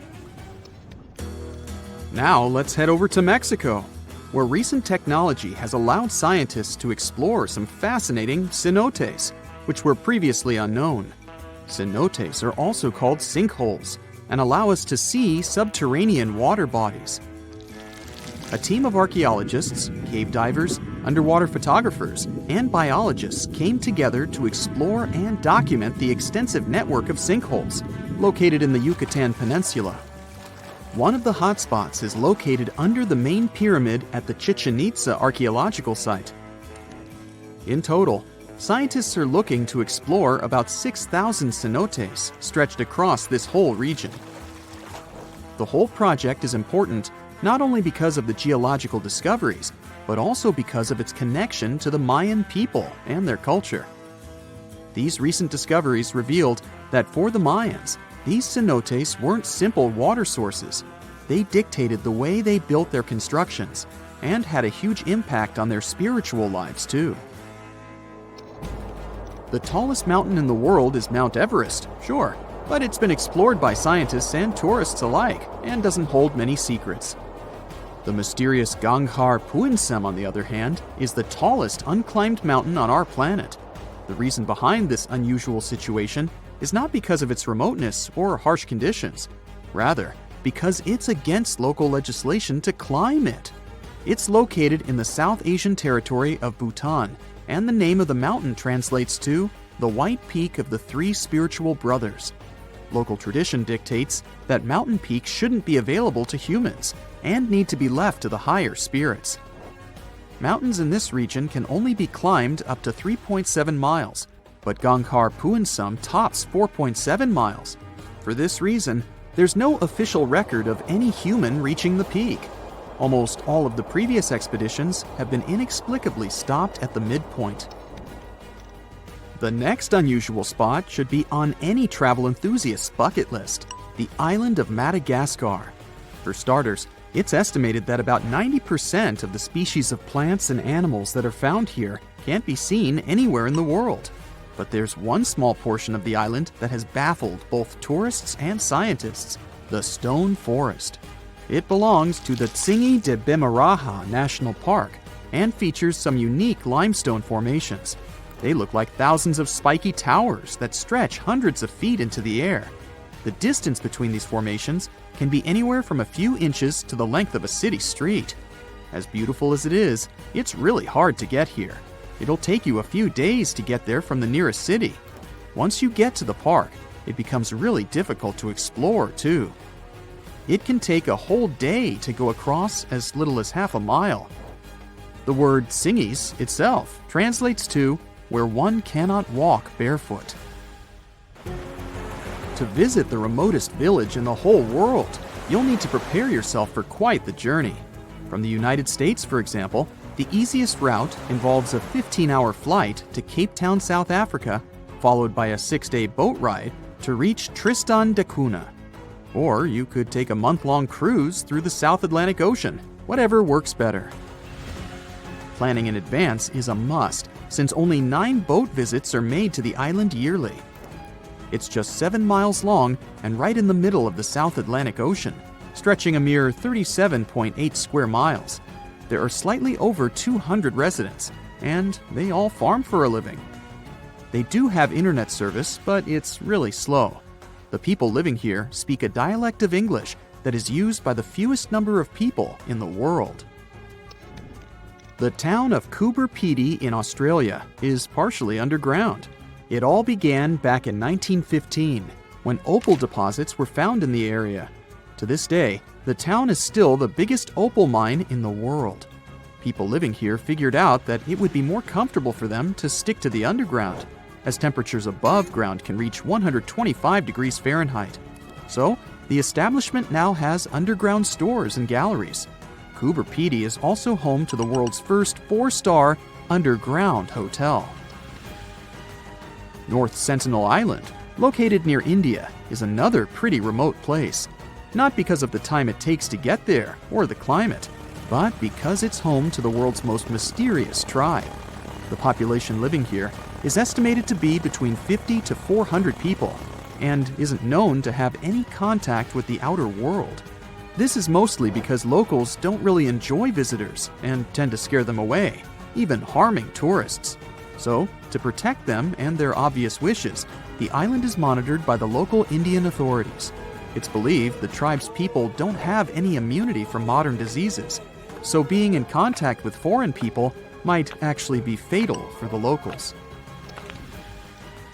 On these French islands, there are no native inhabitants. The Kerguelen Islands are part of the Antarctic lands and are home to just scientists that visit on rotation. At any given time of the year, there are no more than 100 people here, and they're mostly engineers and researchers. There's no plane to get you to these islands, and few tourists are known to have visited them. The island is covered in glaciers, and the soil here isn't friendly to plants or animals.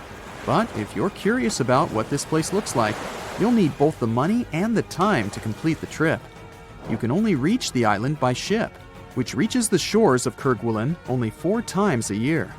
It isn't cheap to stay in these islands, and you definitely won't find 5-star hotels here. The trip departs from Réunion, and it takes about 28 days to reach the first island. Half of the time will be spent at sea, so be prepared to cover over 5,600 miles of the Indian Ocean. Let's talk about calendars, a super important tool in human civilization. Imagine if we didn't have calendars. Chaos, right? We wouldn't know when to celebrate birthdays, be able to plan holidays, or even show up for important events. Calendars bring order to our busy lives and help us make sense of time. But here's the cool part. Humans have been using them for thousands of years. Ancient civilizations created their own unique calendars based on their needs and cultural beliefs. Some ancient calendars followed the cycles of the moon, while others focused on the movements of the sun. Some even combined the two. Talk about celestial fusion. Today, we use the modern Gregorian calendar as our primary system. But did you know that alongside this trusty timekeeper, there's a whole bunch of other ancient calendars still kicking around? Yup, they're like old friends that we can't let go of. They help us celebrate cultural festivals, plan religious observances, and connect with our roots. So let's visit some famous ones. Buckle up. First stop, the Mayan calendar. These ancient Mesoamericans were serious about time. Their calendar was a combo of lunar and solar cycles, like a cosmic mashup. It had different cycles within cycles, making it mind-bendingly intricate. It's like solving a space puzzle. Of course, we can't forget the ancient Egyptians with their awe-inspiring calendar. They used a solar-based system and were keen on aligning it with the flooding of the Nile River. Talk about staying in sync with nature's rhythms. And finally, the Aztec calendar, a work of art in itself. It was a mesmerizing mix of solar, lunar, and ritual cycles. Its intricate stone carving, the sunstone, is like a cosmic masterpiece that captures the essence of time. These ancient calendars weren't just about marking days and months. They were packed with cultural significance, religious rituals, and historical events. They're like little time capsules that connect us to our ancestors and help preserve their wisdom and traditions. But the most interesting thing is that we use some of these calendars even today. For example, the Chinese calendar. This one has been around for centuries, guiding Chinese festivities and traditions. You see, instead of following just the sun like our regular calendars, the Chinese calendar pays close attention to the moon's dance in the sky. Each month begins with a new moon and has its own special vibe, and the year has 12 lunar months. But here's the twist. The lunar months don't always match up perfectly with our regular year. So every now and then, the Chinese calendar adds an extra month to stay in sync with the seasons. It's like a surprise encore. Now, let's meet the zodiac animals, the real stars of the show.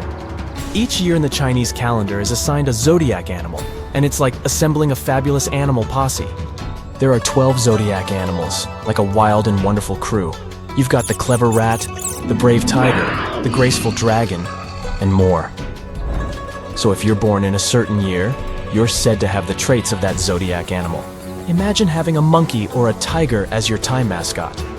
But how does the calendar decide which animal gets the spotlight each year? Well, legend has it that there was a grand race among the animals. The clever rat hitched a ride on the ox's back and won the race by jumping off at the finish line. And that's why the rat gets to kickstart the zodiac cycle. So let's go over this cycle. Do you know the year of which animal you were born? Simply Google it and let's take a look at the animals. See if you have any of these traits. Once the smart rat has had its moment in the spotlight, the mighty ox charges in next. The ox is known for its hard work and determination, like the dependable and strong-willed friend who always has your back. After the ox, the fearless tiger pounces onto the scene. With its majestic stripes and fierce gaze, the tiger brings a burst of excitement and adventure. It's a daring feline friend ready to explore the world with you. Following the tiger's roar, the crafty rabbit hops into view. Picture a fluffy and adorable bunny, always ready to bring sweetness and harmony. The rabbit adds a touch of gentleness and creativity to the zodiac parade, like a gentle breeze on a spring day. Next up, the bold and fiery dragon. This legendary creature takes the stage with its majestic presence and mythical powers. It's like a friend with a mystical vibe, who's just filling the air with magic and awe. After the dragons, the wise and intuitive snake slithers into the play. This serpentine friend brings wisdom and insight, like a guide navigating the twists and turns of life. It's always great to have a sneaky and clever confidant on your side. Next one is the lively and playful horse. Imagine the wind in your hair while you're riding a horse in a clear field. A horse person may have an adventurous spirit, always ready for a thrilling journey. Then, the graceful and elegant sheep. With its gentle nature and nurturing spirit, the sheep brings peace and harmony to the zodiac. It's a caring friend to lean on in times of need. Following the sheep, the mischievous monkey swings into action. This lively and clever prankster adds a dose of fun and laughter to the party. It's a playful buddy who can turn any dull moment into a wild adventure. After the monkey, the proud and confident rooster struts its stuff. It's a magnificent bird. The rooster brings confidence and assertiveness to the zodiac crew, like a natural-born leader. Next, it's time for the loyal and diligent dog to wag its tail. This faithful friend brings loyalty, honesty, and a whole lot of love to the zodiac family. Dogs are known to be trusty companions who always stay by your side. And finally, we have the wise and gentle pig, with its cute snout and contented oinks. The pig embodies generosity, kindness, and abundance. It's a buddy who knows how to appreciate the good things in life and brings joy wherever it goes. And there you have it, the zodiac animal parade in all its glory. The Chinese calendar also has a yin-yang twist. It pairs each zodiac animal with one of 5 elements: wood, fire, earth, metal, or water. This brings even more personality to the mix. It's like adding a spice to your zodiac animal cocktail. The Chinese calendar still guides festivities like the vibrant Chinese New Year. It also helps people decide the luckiest times for important life events. Need to plan a wedding? Check the calendar. Want to start a business? Yep, the calendar's got your back. It's like a fortune teller guiding you through the twists and turns of life. So, next time you see the Chinese calendar, remember that it's a celebration of lunar magic, animal wonders, and cultural traditions. Now, we dive into the Hindu calendar. This one is all about embracing cycles and cosmic rhythms.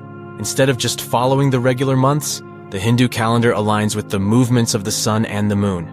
It's like a non-stop party with the cosmos.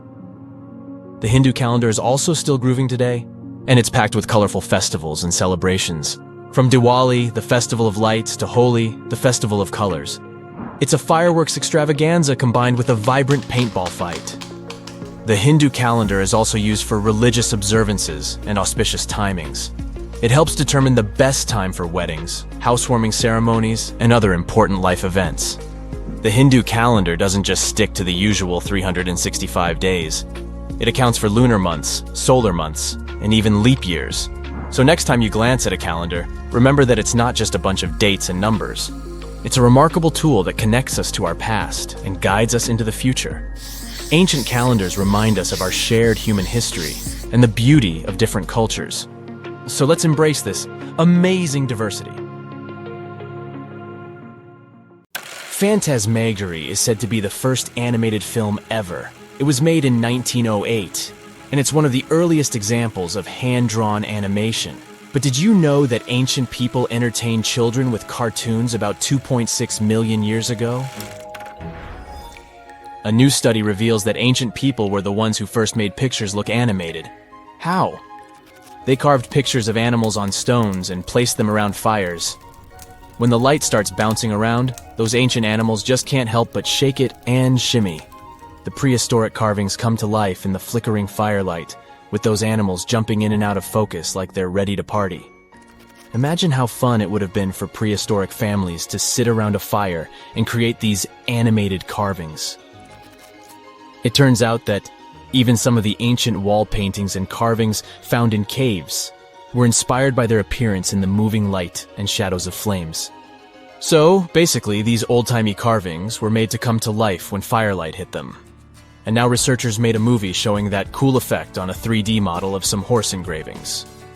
The study says our brains are wired to see moving things in changing light, which is why these carvings probably mattered to our ancestors. In other words, cave people were like, hey, let's carve some cool stuff on this rock, and when we light a fire, it'll look like it's moving. And now these scientists were like, that's awesome! Let's make a movie to show this, everyone! Andy Needham and his teammates used modern scanning and virtual reality tech to study 50 flat carved rocks called plaquettes made of limestone. These rocks were found in southern France back in the 1800s and now sit in a museum in London. They are covered in 77 realistic carvings of all sorts of animals, like horses, reindeer, and chamois. Apparently, Homo sapiens, with a lot of time on their hands, made these engravings a whopping 12,000 to 16,000 years ago. Needham realized that many of these carved rocks were harmed by fire, some covered in white ash, others dried or fractured because of heat.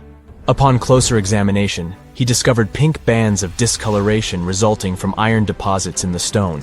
What's more interesting is that the animal engravings were often superimposed on top of each other, sometimes even melded together or fitted around each other like some kind of prehistoric animal jigsaw puzzle.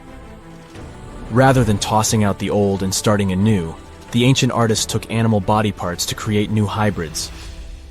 For instance, one of the rocks depicts both a horse and a wild cattle-like creature known as a bovid. In this masterpiece of prehistoric art, the horse's abdomen and neck become the back and neck of the bovid, while the horse's head forms the bovid's ear. What a creative way of recycling. Researchers believe that the prehistoric rocks from Montestric were used as primetime entertainment for our ancestors. More than one person carved the animals. People from different levels of skills showed their artistic glory, and it was a group effort. The fact that these rocks were found together also suggests that this was a community activity. So it's like families were all gathered around the TV, carving rocks and cheering on their favorite carved animals. Who needs Netflix when you have Paleolithic TV? The engravings on these rocks and the signs they were exposed to heat suggest they were created to look like they were moving. Sometimes you see different animals in different poses, so one would come to life, and then another, and then a different one. It's like a Stone Age version of Disney. Similar techniques might have influenced some of the ancient cave paintings, such as those at the breathtaking Chauvet Cave in southeastern France. The animal portraits there are also overlaid on each other, and some look like they were heated by fires underneath them, which means that our prehistoric ancestors might have been the first animators in the world. Alright, since we talked about young people's favorite pastime activity, shall we take a trip back in time to discover the world's oldest toys? One of the most ancient toys discovered was a simple ball made from clay and found in the ruins of ancient Mesopotamia. It might seem like a simple toy, but our ancestors were playing with them as far back as 3000 BC. But back then, they didn't have fancy video games or elaborate board games, so a ball was the pinnacle of entertainment. But the Mesopotamians weren't the only ones having fun. In ancient Greece, children played with dolls made of clay. In Egypt, kids had toys shaped like animals, but they also had dolls made from materials like clay, papyrus, and ivory. But the most impressive thing about these dolls? They had movable limbs. That's right. Our ancient ancestors were playing with articulated dolls before it was cool. But it's not all fun and games. Toys also had a practical purpose back in the day. In fact, many of the toys discovered by archaeologists were actually used to teach children important skills. For example, Egyptian children played with dolls that were shaped like doctors, which helped them learn about medicine and healthcare. And let's not forget about the toys that were used to train future warriors. In ancient China, kids played with toy horses and chariots, which helped them prepare for a life of battle. Talk about getting a head start on your career. Moving on to primitive board games, which have been around for over 5,000 years. The oldest board game is called Sinet, and was discovered in ancient Egyptian tombs. It's a bit like a cross between chess and backgammon, and it was so popular that it was played for over 2,000 years. Now that's a game with staying power. But let's not forget about toys for the little ones. Archaeologists have found ancient rattles and whistles that were used to entertain even younger members of their families. And if you thought your kid's toy collection was impressive, just wait until you hear about the ancient Egyptian princess who had over 100 wooden toys in her chamber. But perhaps the most surprising toy of all was the yo-yo. That's right. The yo-yo has been around for over 2,000 years. It was first invented in ancient Greece and was often used in battle, believe it or not. But eventually people realized that it was much more fun to just play with it and do tricks. Marbles are also around as a toy that has been entertaining kids, and some adults, for thousands of years. Archaeologists have found evidence of marble dating back to around 5,000 years ago in the Indus Valley civilization. Back in those days, marbles were made from all sorts of things. Want to take a wild guess? Okay, I'll tell you. Fruit pits and small pieces of smoothed stone. That's right, those ancient kids were getting creative with their playthings. Some artisans even went the extra mile and crafted marbles from clay. Let's head back to ancient Egyptians and their adorable miniature boats made from ivory, wood, and clay. These miniatures may be acknowledged as toys, but they were also meant to represent crossing over to the other side. Viking kids had similar types of items too. A wooden toy boat over 1,000 years old was found on a farmstead near the coast of Norway. This toy looked like a real boat, and it would have been the ultimate cool thing. Just like how kids today go nuts over race cars and drones. You can imagine little ones back then showing off their toy boats to their friends. Many of these toys are still pretty fun to play with today. There are many others left aside, like toy soldiers and spinning tops. Do you want to know more about ancient toys or gadgets from the early days of cinema? That's it for today. So hey, if you pacified your curiosity, then give the video a like and share it with your friends. Or if you want more, just click on these videos and stay on the bright side.